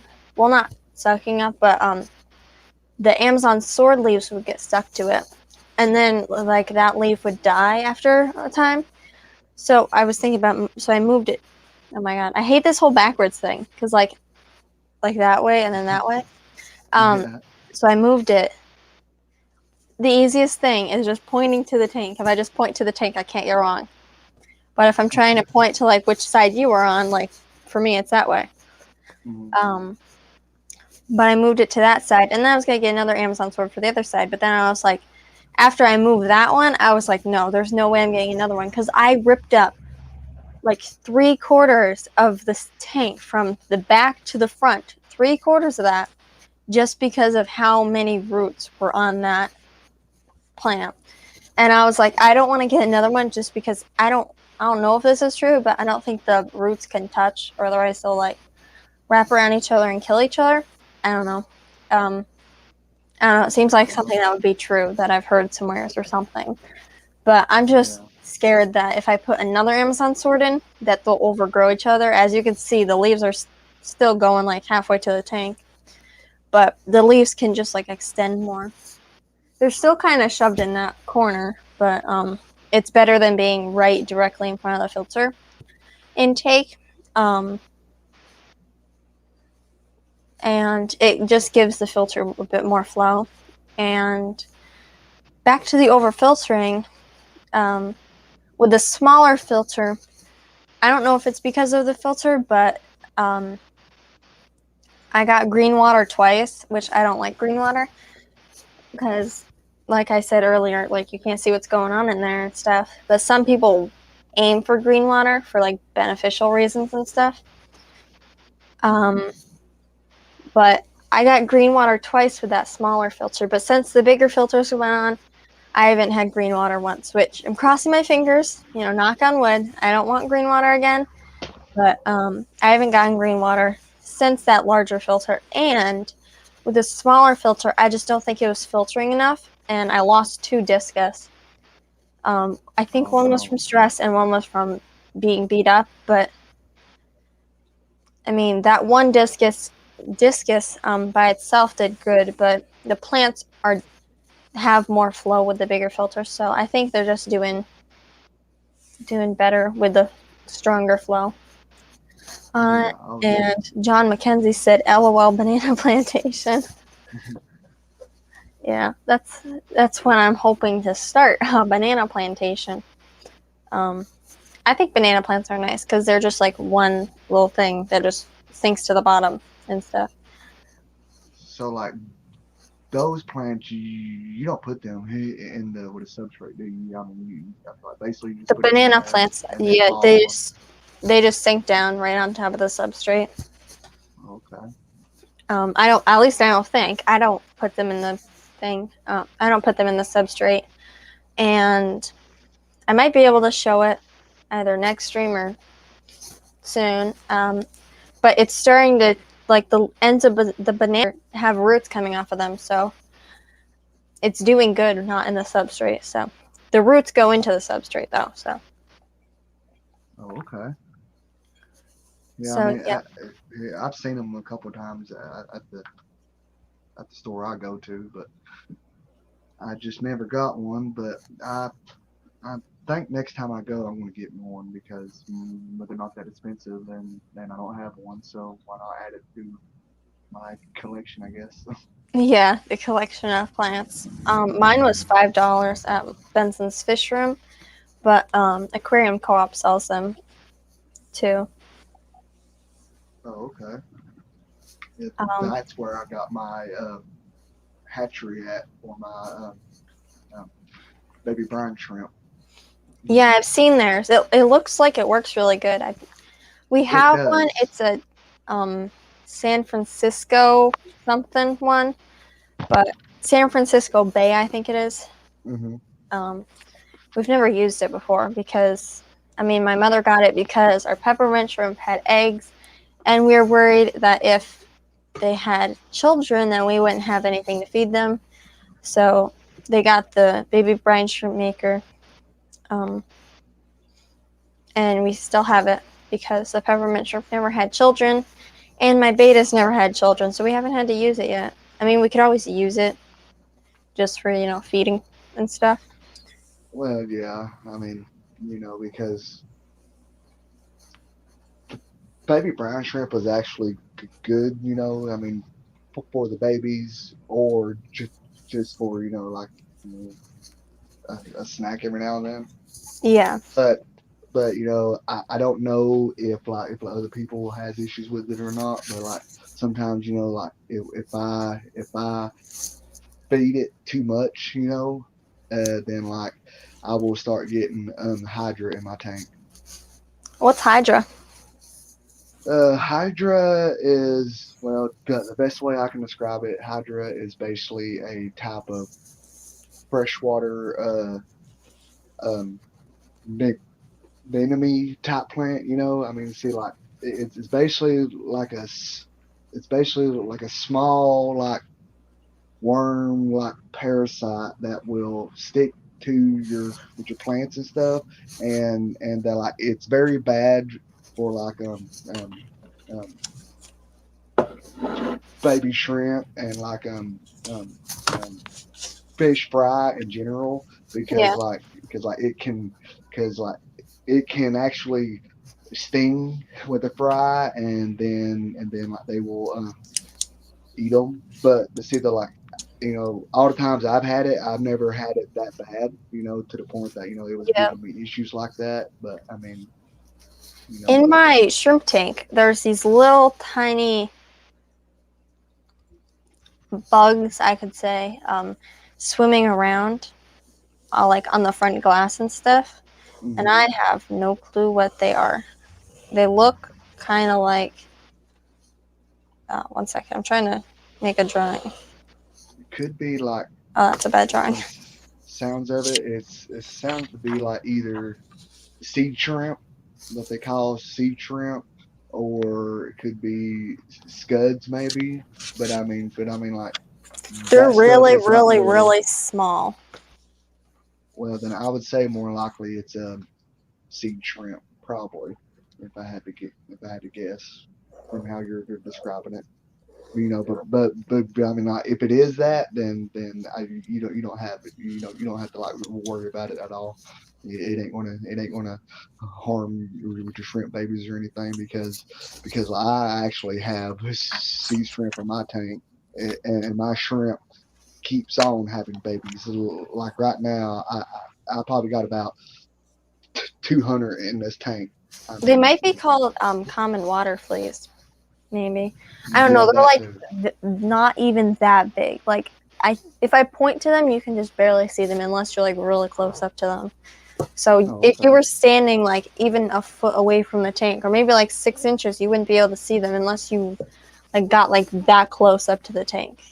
Then you see them swimming on the glass and stuff, and they're just like little tiny specks, and they're like flat on the front, like at the top of them, and then it's like a curve and like a Hmm. tail, I guess. So I won't be able to like take a picture or a video or anything because they're so small. Well, I mean, if you can maybe catch some somehow and then maybe take them to your fish store, that you like a lot, and then like they might can tell you what they are. Yeah, for Yeah. sure. My mother said you might as well add it to your collection. I think she's talking Yeah. about the banana plants. Yep. I think I will. Yeah, I'm trying to start like a collection of like different plants, see what does good in my water and stuff. Um, yeah. Um, Kevin said, don't have enough to justify getting a baby brine shrimp. And Kevin also said, at Brienne's Fish Fam, it also helps them breed more too, the baby brine shrimp. And Yeah, I mean, now that is true. Yes. Pepland Creek Aquatics said seed shrimp Yep. with a question mark. And I mean, they're not going to like harm anything. And to be honest with you, I mean, like if you have like guppies or like a type of grass boarfish or anything, Yeah, that would be great for them to eat. I mean, like they will love that stuff. I mean, yeah,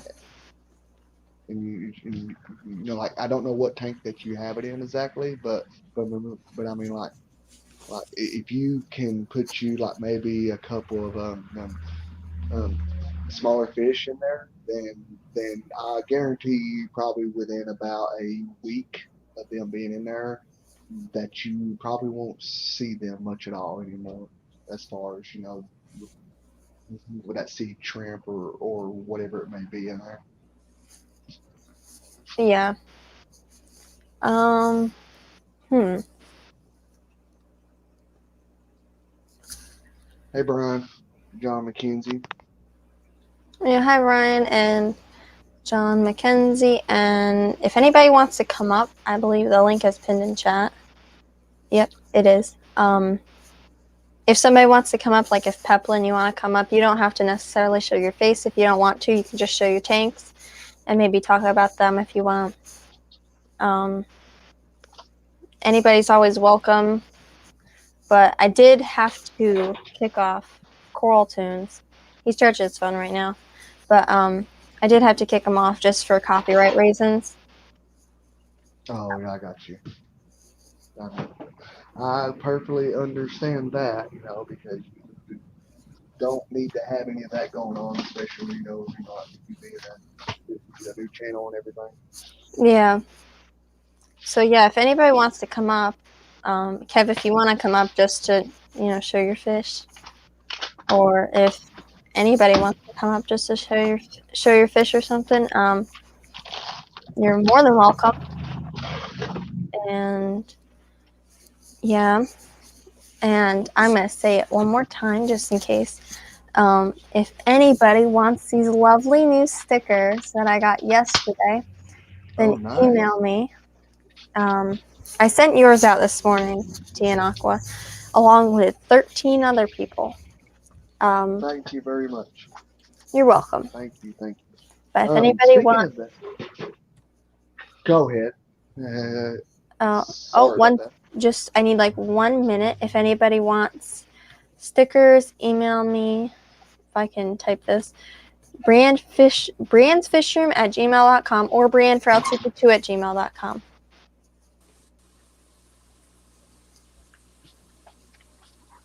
Hi, Kevin. Hey, Kevin. Hi, Brian. How are you guys today? Good. How are you? Not too bad. Doing good. How about you, buddy? I'm gonna turn my camera off for a minute just so you don't, see, because I'm gonna respond to an email real quick. Oh, and to my father said, make sure Skippers gets one. Yeah, we figured it all out. His stickers are in the mailbox. So I'm gonna stop my camera for a minute just to reply to this email. But I'll be back in like 1 minute. Okay. But I can still talk because you're not gonna see my face for a minute. Well, I just wanted to show my tanks really quickly. Okay. So I got these from LRB Aquatics. These are my orange Neos. I made a 3-tier 10-gallon tank rack. So I have the blue Neo Caridina in here. I want to put a matin filter on this one as well, but I need to take out or move the substrate and take out all the shrimp, which they've only been in for like a month and a half, so I didn't want to do that quite yet. But I did get to the rest of the tanks. So I have my yellows up here. I have about 20 in each tank, just so that I can start breeding. I have some plants in them. And then I have a red Neo Caridina, Fire Red, all from LRB Aquatics. And then I just got a bunch of plants and supplies from Aquarium Co-op. Oh, cool. So that Nice. was nice. Yeah, Aquarium Co-op's pretty good for plants and everything. They're a little bit more expensive, but hey. Yeah, I think their prices on some stuff is really good. But I think that Petzotic / multiple aquariums. I think it's just it's multipleaquariums.com. They have great plants as well. Oh, that's a good idea, because and then here's the if one of the mods in chat want to, I don't know if there's any mods in here, but if somebody wants to link multipleaquariums.com in chat, you can. Yeah, I mean, I really do like gotta the pair. say, you get what you pay for, when it comes to with your fish and shrimp, with the quality of it and stuff. Yeah, with anybody that's in the fish fam, that sends you, that if you order from anybody, like, you get what you ask for, and sometimes you get more. Like if they know you, then they're really nice to you, and like sometimes people don't even know you, but they're still really nice because like Jess said the other day, she just wants to see smiles on people's faces. And my father said, "Me too, no filter from brain to mouth." Because the Midnight Lobster said, "I cuss too much. LOL. Out of respect, I have to decline." The fish fam is great, though. Yeah, everybody supports everyone, which is great. The whole community is just amazing. Yeah, I mean, I just started, like as far as like getting on YouTube and stuff this year, and like I've had fish tanks off and on, but this year was the first year that I've really got into it real big, and I do gotta say, I mean, there is a lot of great people, that I've actually got to meet and talk to, and so I mean, like, if anybody out there who has fish tanks, that they don't know anybody else who does, then I recommend them coming to the Fish Fam on YouTube, definitely. Yeah. See, before I started my YouTube channel, sorry, I'm responding to someone's email, so my camera's off for just a minute. But here we go. I lost my train of thought. Oh, before I started doing YouTube videos and everything, like Jess and everybody in the chat on her morning show was like, you should do videos and stuff. And they were kind of all supportive.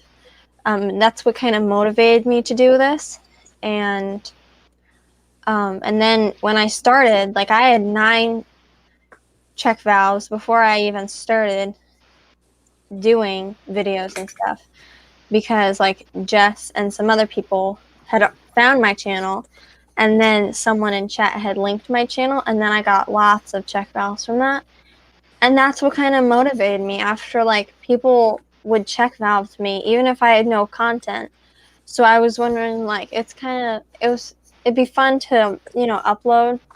So, like, sometimes I'd ask people, like, hey, can I do this with my tank? Do you think, like, how many guppies can I put in this tank? Do you think would be, like, healthy and, like, breed a lot and stuff?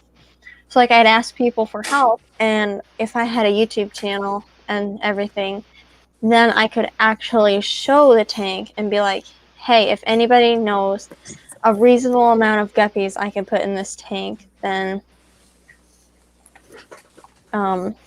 let me know. Right.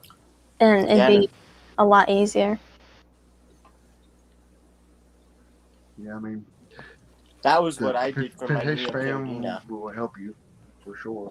Yeah, if you need help with something, then I mean, like Chattanooga, I don't know if he asked for 1,000 subs, but I think that Danican Aquatics was just like, let's get.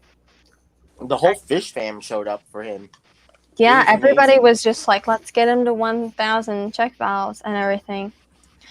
I know there were several channels that did, so that was. Yeah, I made a great. whole public playlist of people who did it. I don't think I got everyone, but like a lot of people posted a video about that, getting him to 1,000 within the first day or two, which, like, Chattanooga, he's really awesome. He helps out everybody, and I mean, if he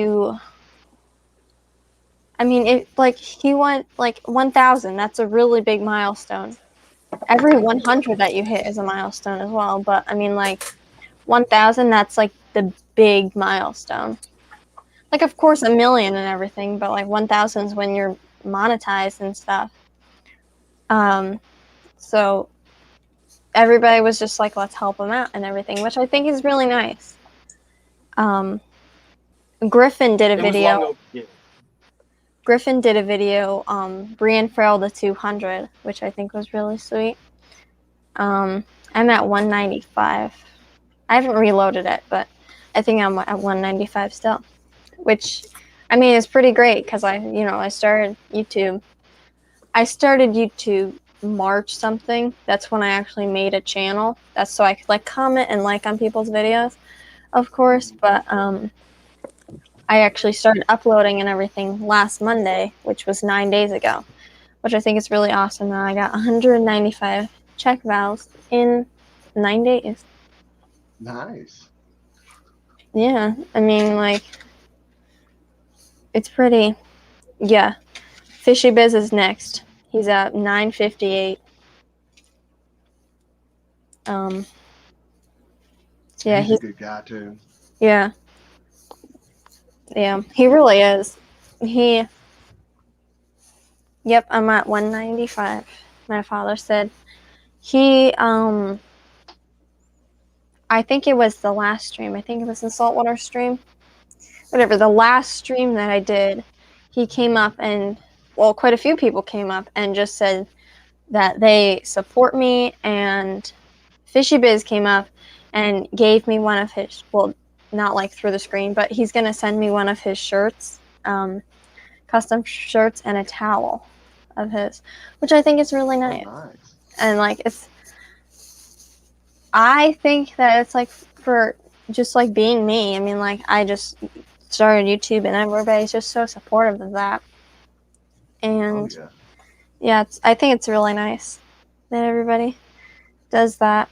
And yeah, we need to get Fishy Biz to 1K. And Peplin Creek Aquatics said, "You're doing great, Brian. You'll hit 1K in no time." Yeah, I'm focused on getting to 200 again because I was at 203 a few days ago, and then it dropped back down, which happens. Oh no. But Yeah. it's kind of so tempting because like you hit like I know Jess was at 461, and then she went back down to 443 or something like that. So it's kind of tempting when you hit like 200, like, or if you hit 1,000 and then you go back down, because then like if Chattanooga Ed hit 1,000 and then went back down the next day, it would be really sad because everybody was celebrating and like, you know, you're really happy, but then like then it goes down and you're like, oh, let's get to 1,000 again. Right. Yeah. You definitely have to post regularly, and it is hard because if you take a little break, it can go down. Yeah. The other day, my videos, I don't necessarily know if it was my newest videos, but I know that I think my newest videos yesterday, no, it was the day before yesterday, I think. I think they did pretty good. They got like 50 and 70, and one got 100 views. And then YouTube took away 20 watch hours. I mean, that's not why I'm on here. I'm not on here for watch hours, but I do look at them every single day just to, you know, see how the videos are doing and everything, you know. Mm-hmm. So I was like, wait, it went down, but it is what it is. I'm still pretty happy because, I mean, not if anybody cares, but I'm at 217 watch hours. That's awesome. Yeah, I think it's pretty awesome. Congratulations.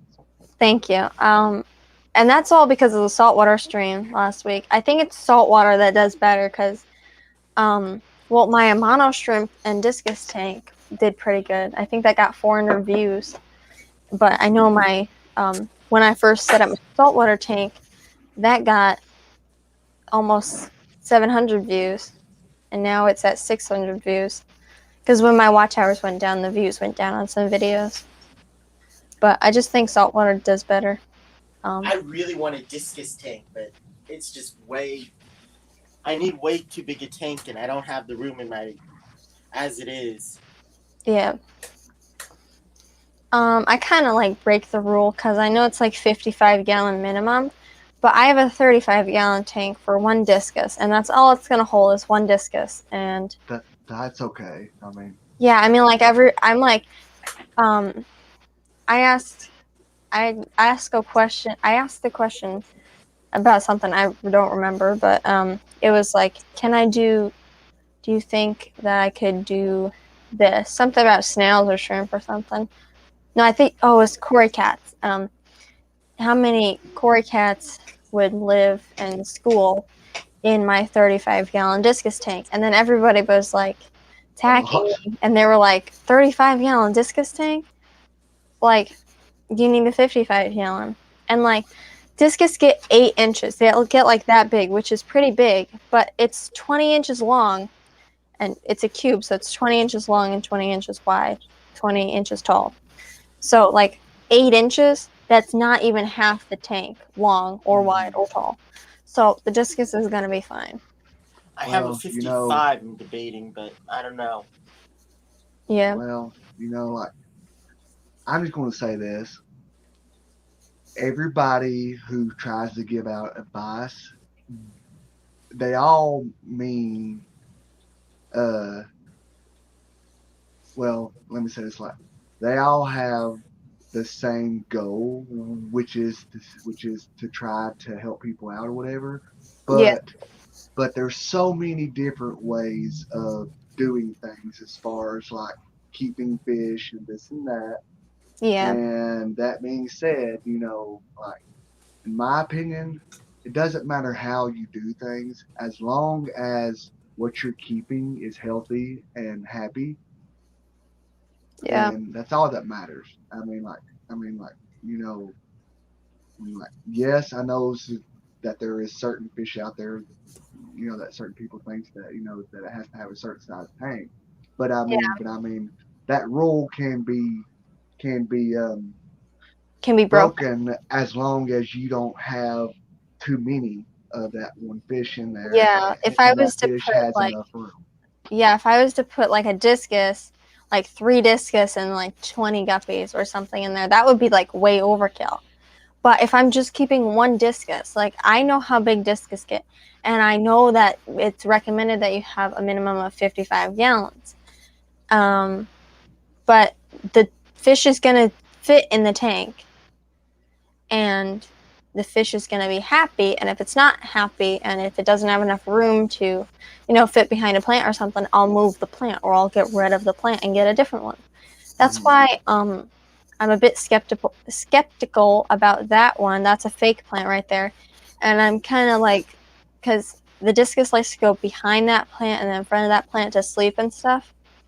So I kind of get scared that it's going to get stuck behind the plant, so I'm going to move it forwards, but I just don't want it to cut itself on the fake plant, kind of like how betas would and stuff. Yeah.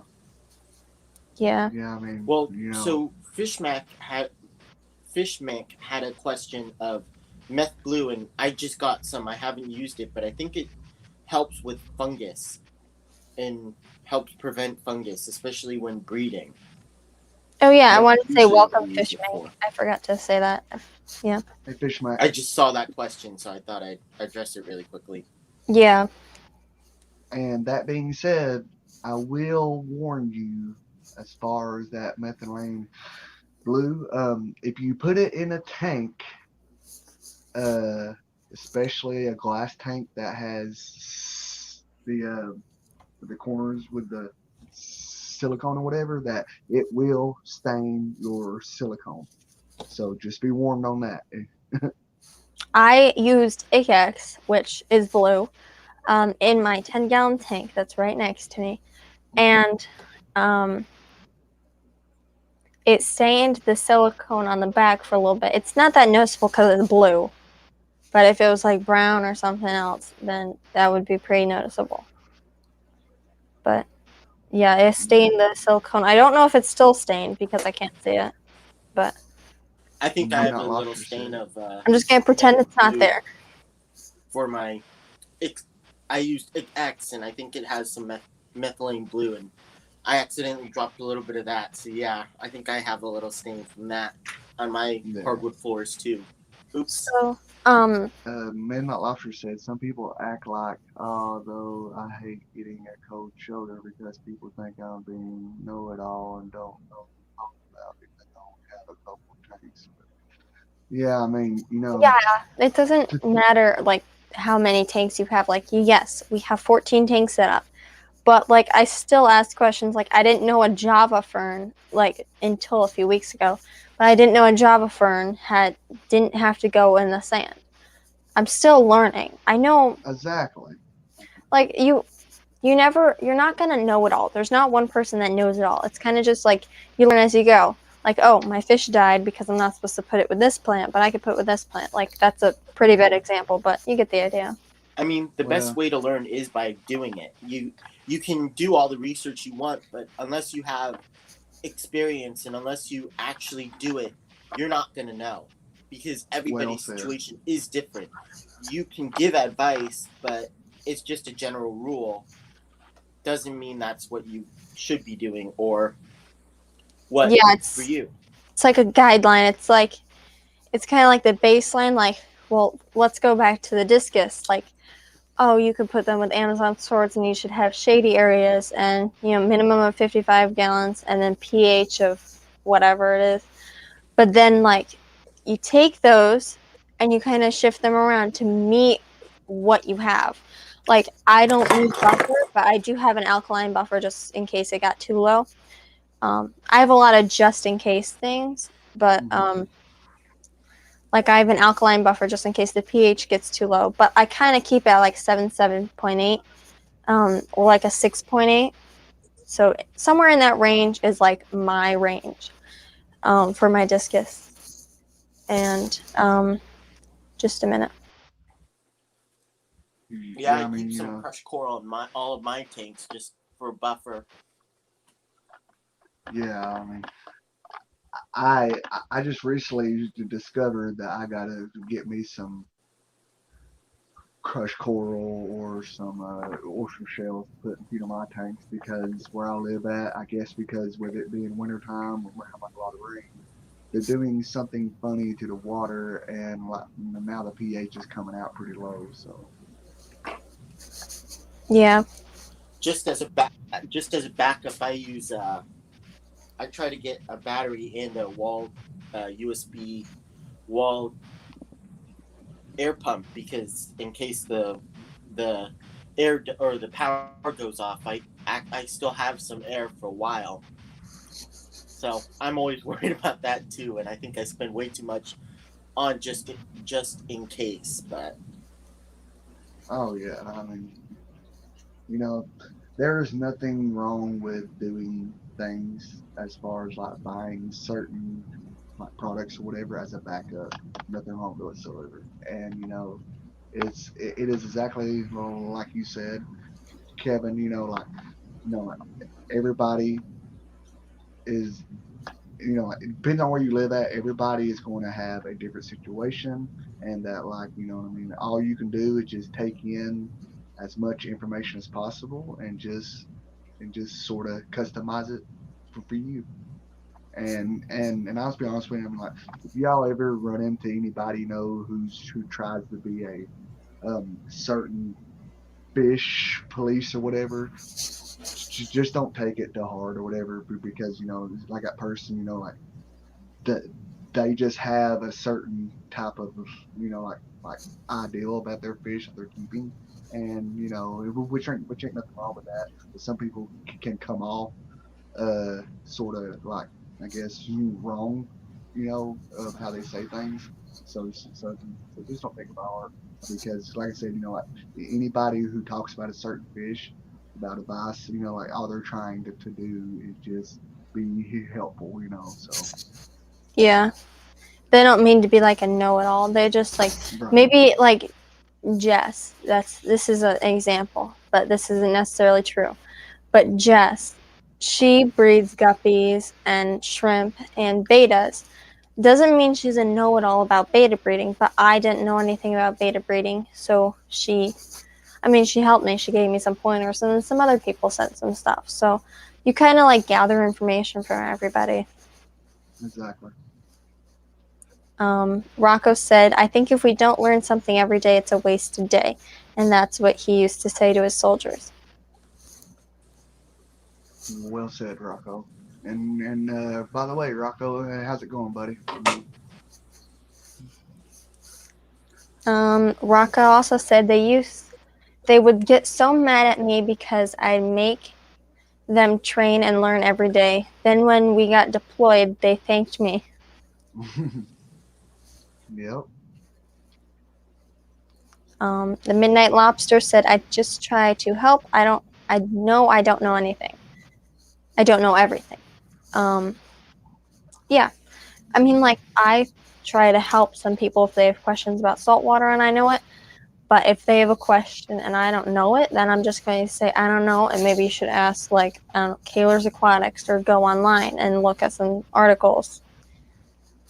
Oh, yeah. I mean, there is so many, like, but, like, you got Bob Kaler, Jesse, Jess, I mean, Corey from Aquarium Cove, Bob Steenbot, Lucas Bretz. I mean, they're just, I mean, I can go on and on and on, about like, all the fantastic YouTubers out there and stuff, you get really good knowledge from, but I mean, it doesn't matter what you're keeping as far as, like in a fish tank wise or whatever, somebody somewhere is going to either have experience with that fish or they're going to know somebody who does. So Yeah. got any questions, all you gotta do is ask. Oh my gosh, I keep breaking this. See, I keep playing with the buttons down below. And just seeing, because I've never actually like played with it before. And it's so weird. Because like you got one person. Rocco, buddy, I'm doing pretty good. I just put me a shrimp uh, order in at a Rose Aquatics probably about 2 hours ago. So I'm looking forward to that. Hey Muppet. Oh, hi, Muppet 929.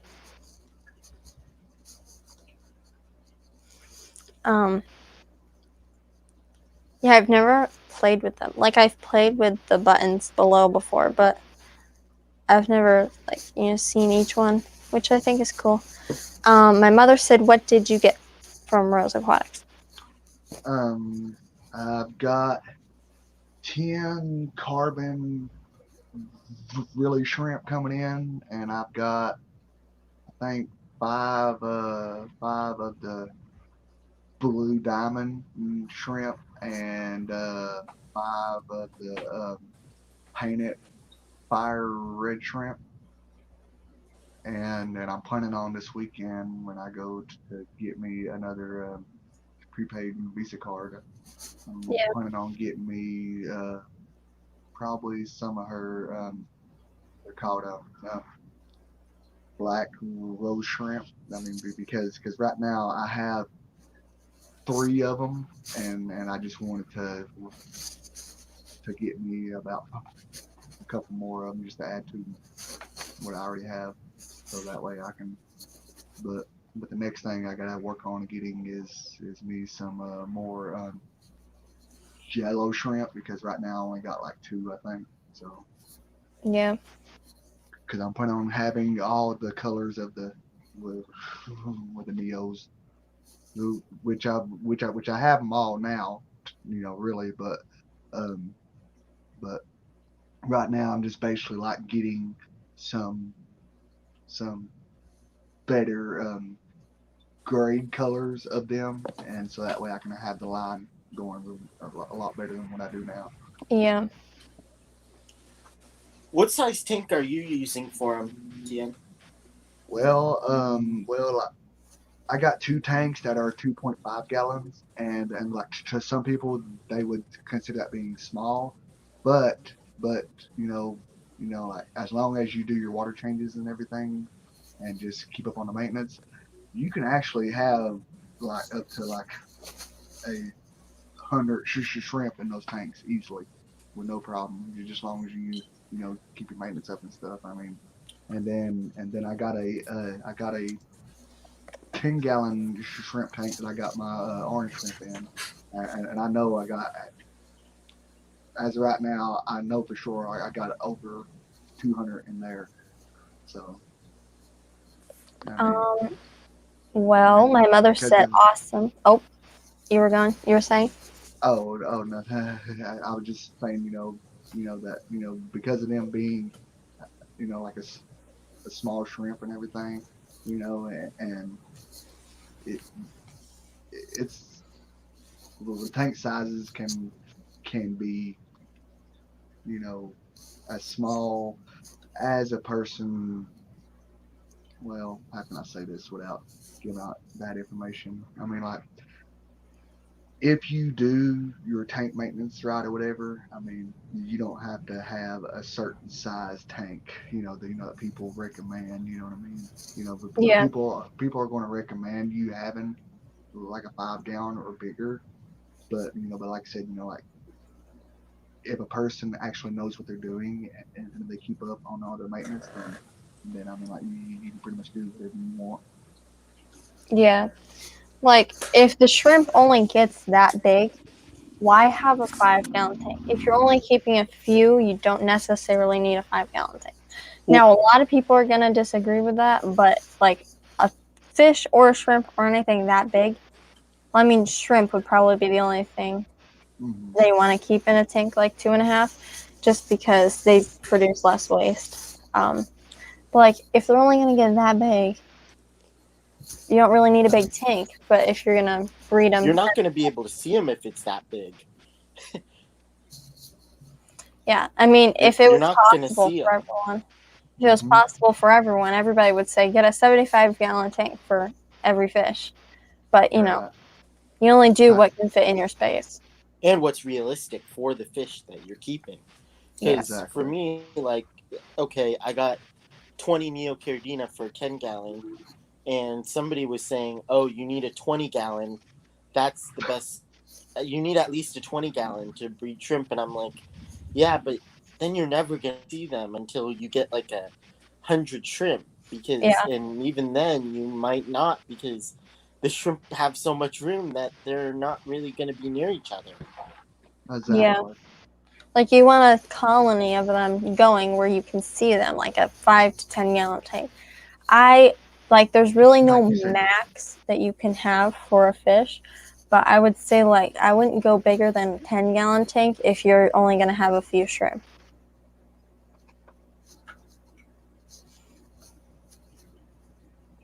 And my Yeah. mother said, awesome, at least you got that all straightened out. Can't wait to see a video of the new shrimp.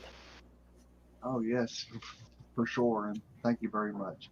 And you know, and you know, like, for all those people out there who claim that you have to have like a 10-gallon or bigger size tank for your shrimp. Um, I understand why they say that, because they are compassionate about it and this and that, and they have concerns. But like I said, if you know what you're doing, then and if you keep up on your maintenance, then you know, like, with the tanks that I have with 2.5 gallons is going to be plenty big enough to have 100 shrimp in. And that being said, for example, there is a lady who I recommend everybody go and check out, which is Miss Priscilla MK, and then like she does amazing artwork, which is behind me, and she also sells shrimp on her site, and she has about either, I want to say, 30 to 40 2.5-gallon shrimp tanks that she keeps most of her shrimp in herself. So Yeah, I think it's pretty cool. She's actually our guest for Sunday stream, and I have a piece of her artwork that my sister won. oh, nice. And welcome Lunatic Fringe. I think I said hi to him up at 929, and welcome Gavin123. And the Midnight Lobster said, I'm a go. It was good meeting the fam. LOL. Talk to you later, everyone. Thank you, Bye. Thanks Gavin. for coming. What did he say? Oh, cute dog. Aw, Yeah, that is a cute dog. oh, thank you. Lunatic Fringe said the breeding group of zebra plecos that I had were pretty expensive due to their popularity when they were first imported. Imagine what a wild group are worth now. Yeah, I like zebra plecos. I think they're cool. I've never had one though. Yes, they are very nice, but man, I mean, considering how much they cost, whatever, you really, really have to know as much as possible about them, and you have to have the the right setups just for them. I mean, you know, I Yeah. mean, and I'm just saying that because of for somebody like me, you know what I mean? I mean, like, yes, I would love to have them, but I don't know nearly enough what I need to keep them successfully, because of, like, you know, if they died, then I would cry, because that's a lot of money.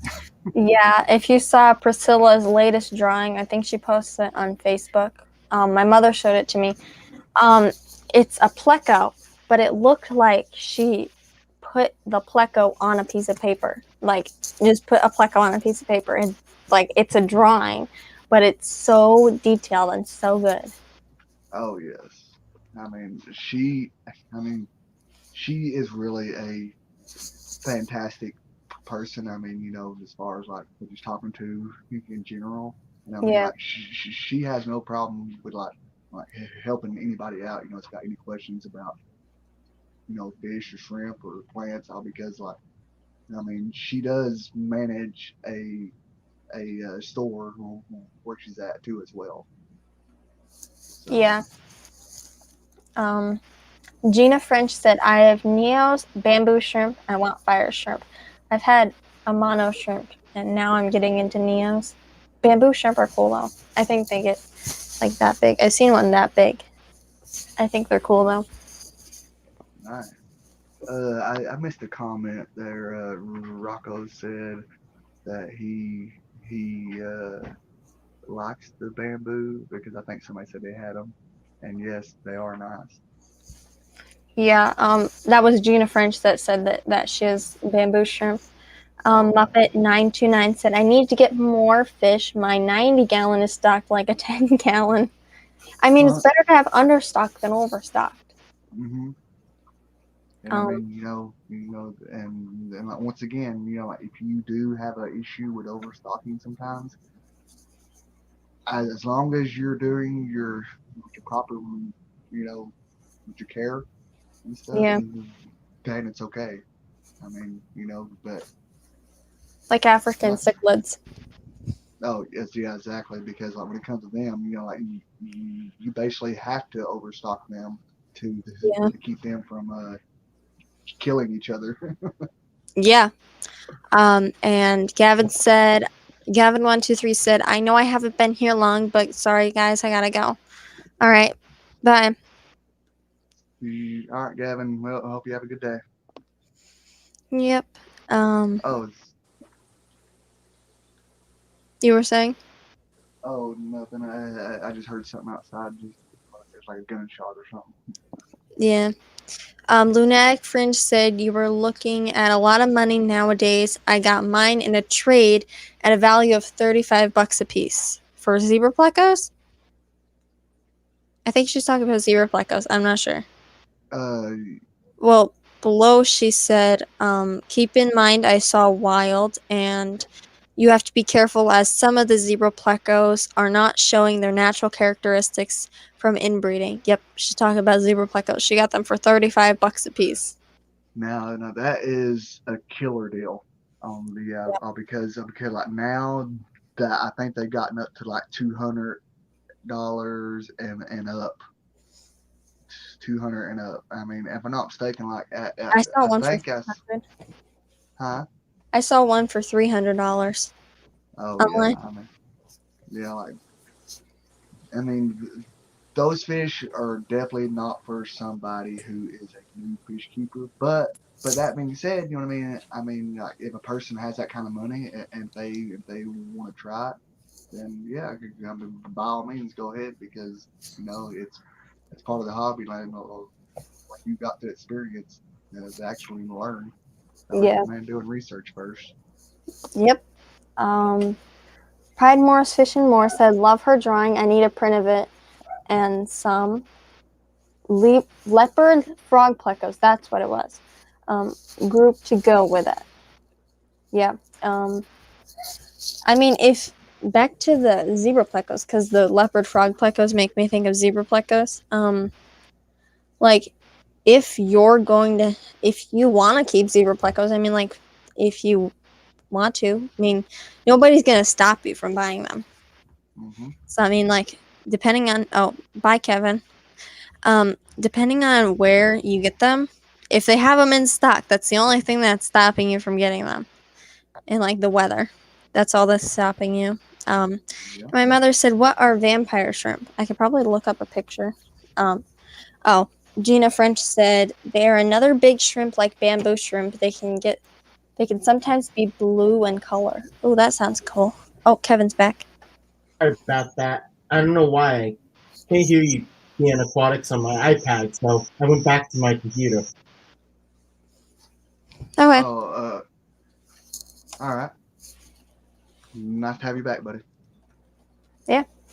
I'm gonna look up a picture of them, and then I'm gonna present my screen because I learned how to do that.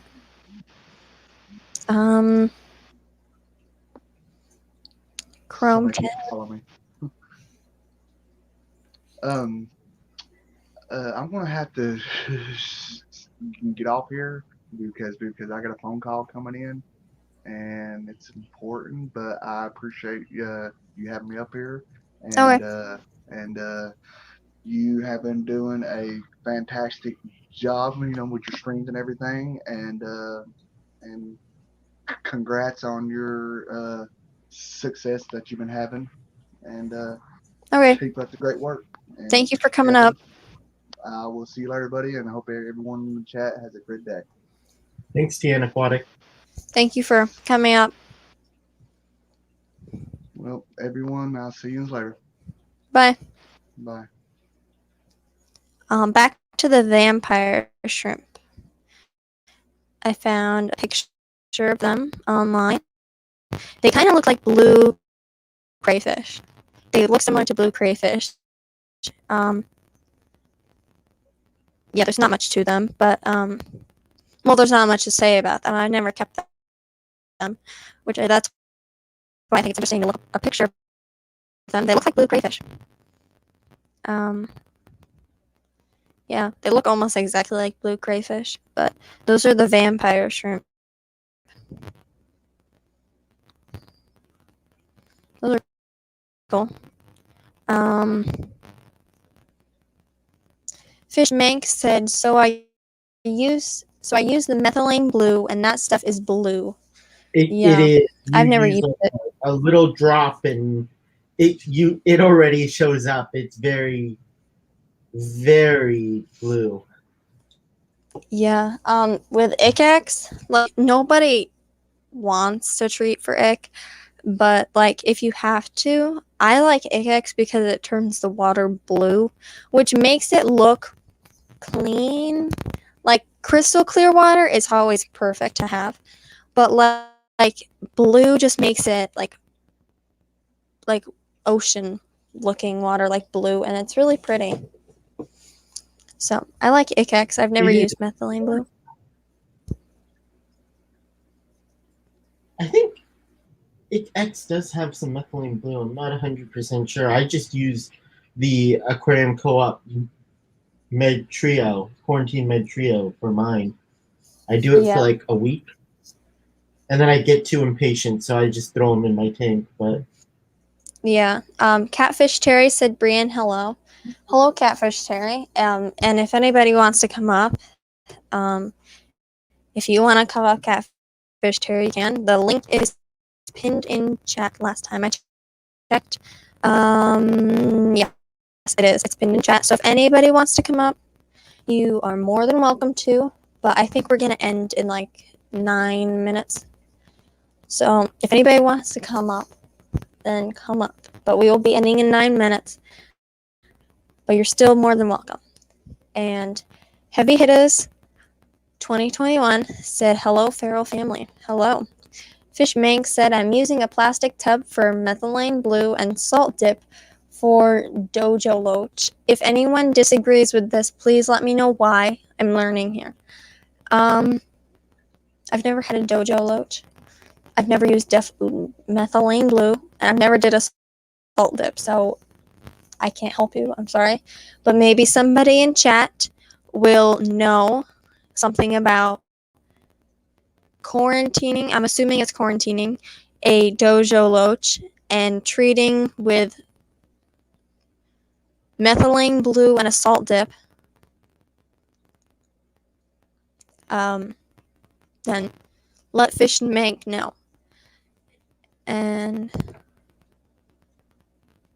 Rocco's Fish Room said, I would, but she's teaching. Are you talking about me? Am I teaching? I made that joke earlier today. I was like, everybody welcome. It wasn't in the stream, but I was like, everybody welcome to Brianne's science class where you learn about fish. But Rocco's Fish Room, if you want to come up, you're more than welcome to.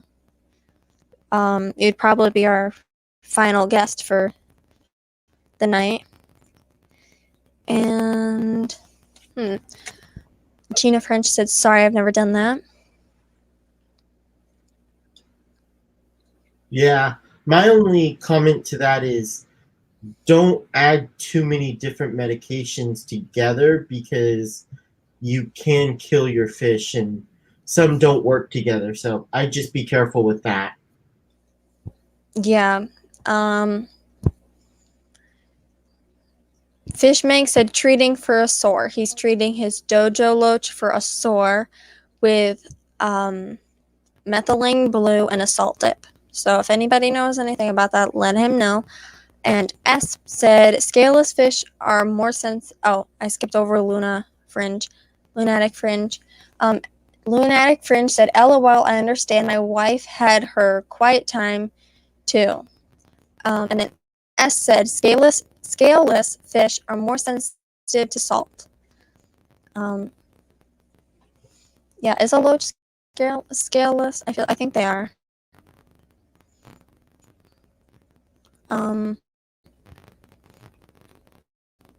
Fish Mink said, thanks for the push though, Brie.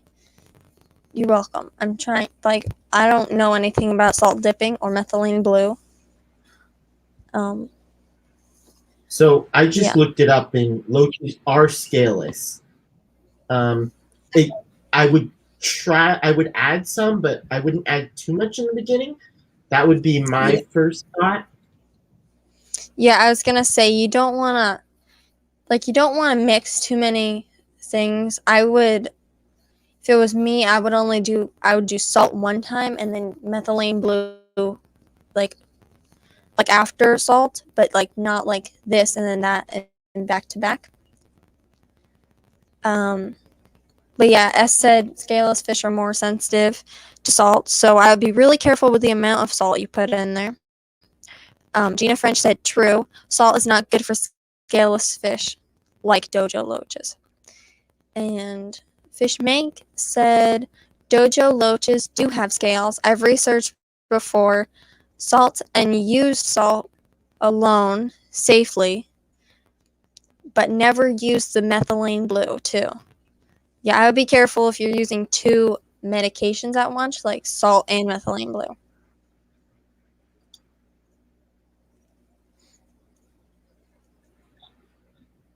From what I'm reading, it says that they are scaleless. I'm not 100% sure, but they said some catfish are highly sensitive to salt, so just be careful. And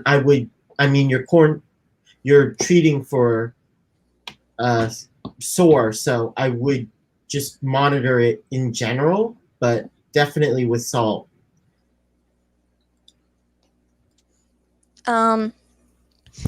And I mean, the best advice I could give you is if it was a beta, I would be using catappa leaves. And I don't know if you can use catappa leaves with dojo loaches or oak leaves or anything like that, but that would definitely help with, you want to prevent that sore from getting infected and everything. So just be careful with that. And Fishmank said, Kevin, yeah, I got instant regret, to be honest, about mixing meds. Yeah, just be careful about that.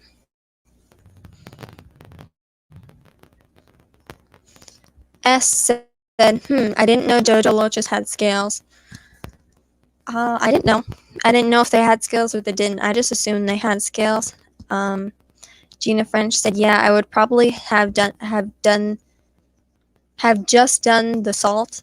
I have in the past mixed both meds. Salt, a low dose though, because my tanks are planted. Yeah, some plants are sensitive to salt, so I believe he's doing it in a separate bin. I don't know, but he's treating for sore, so I think he might be doing it in a separate bin than his tank. But if he is doing it in his tank, just be careful of plants. I like doing it in a separate bin too, because then I don't use quite as much meds on, and I have many different fish in at one tank, so I like separating it. But if one has it, sometimes others will, so I will sometimes do my whole tank. But luckily, I try and quarantine, so I haven't had that too often.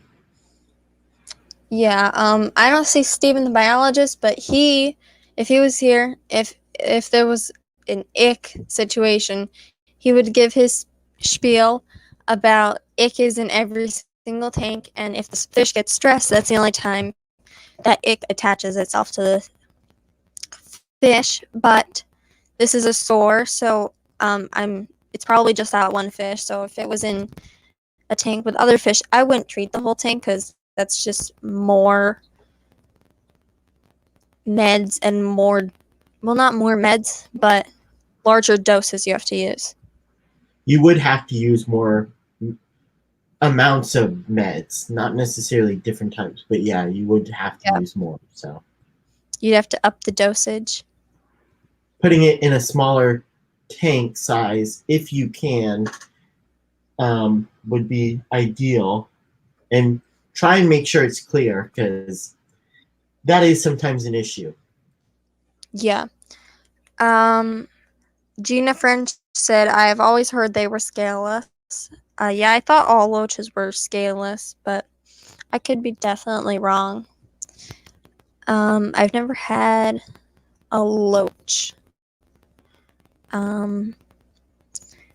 I think the one that my mother has is a type of loach, but it's just like, it's doing good. Yeah,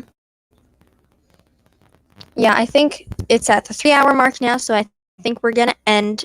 And I want to thank everybody that came up for the stream, and thank you, Kevin, for being up on the stream as well.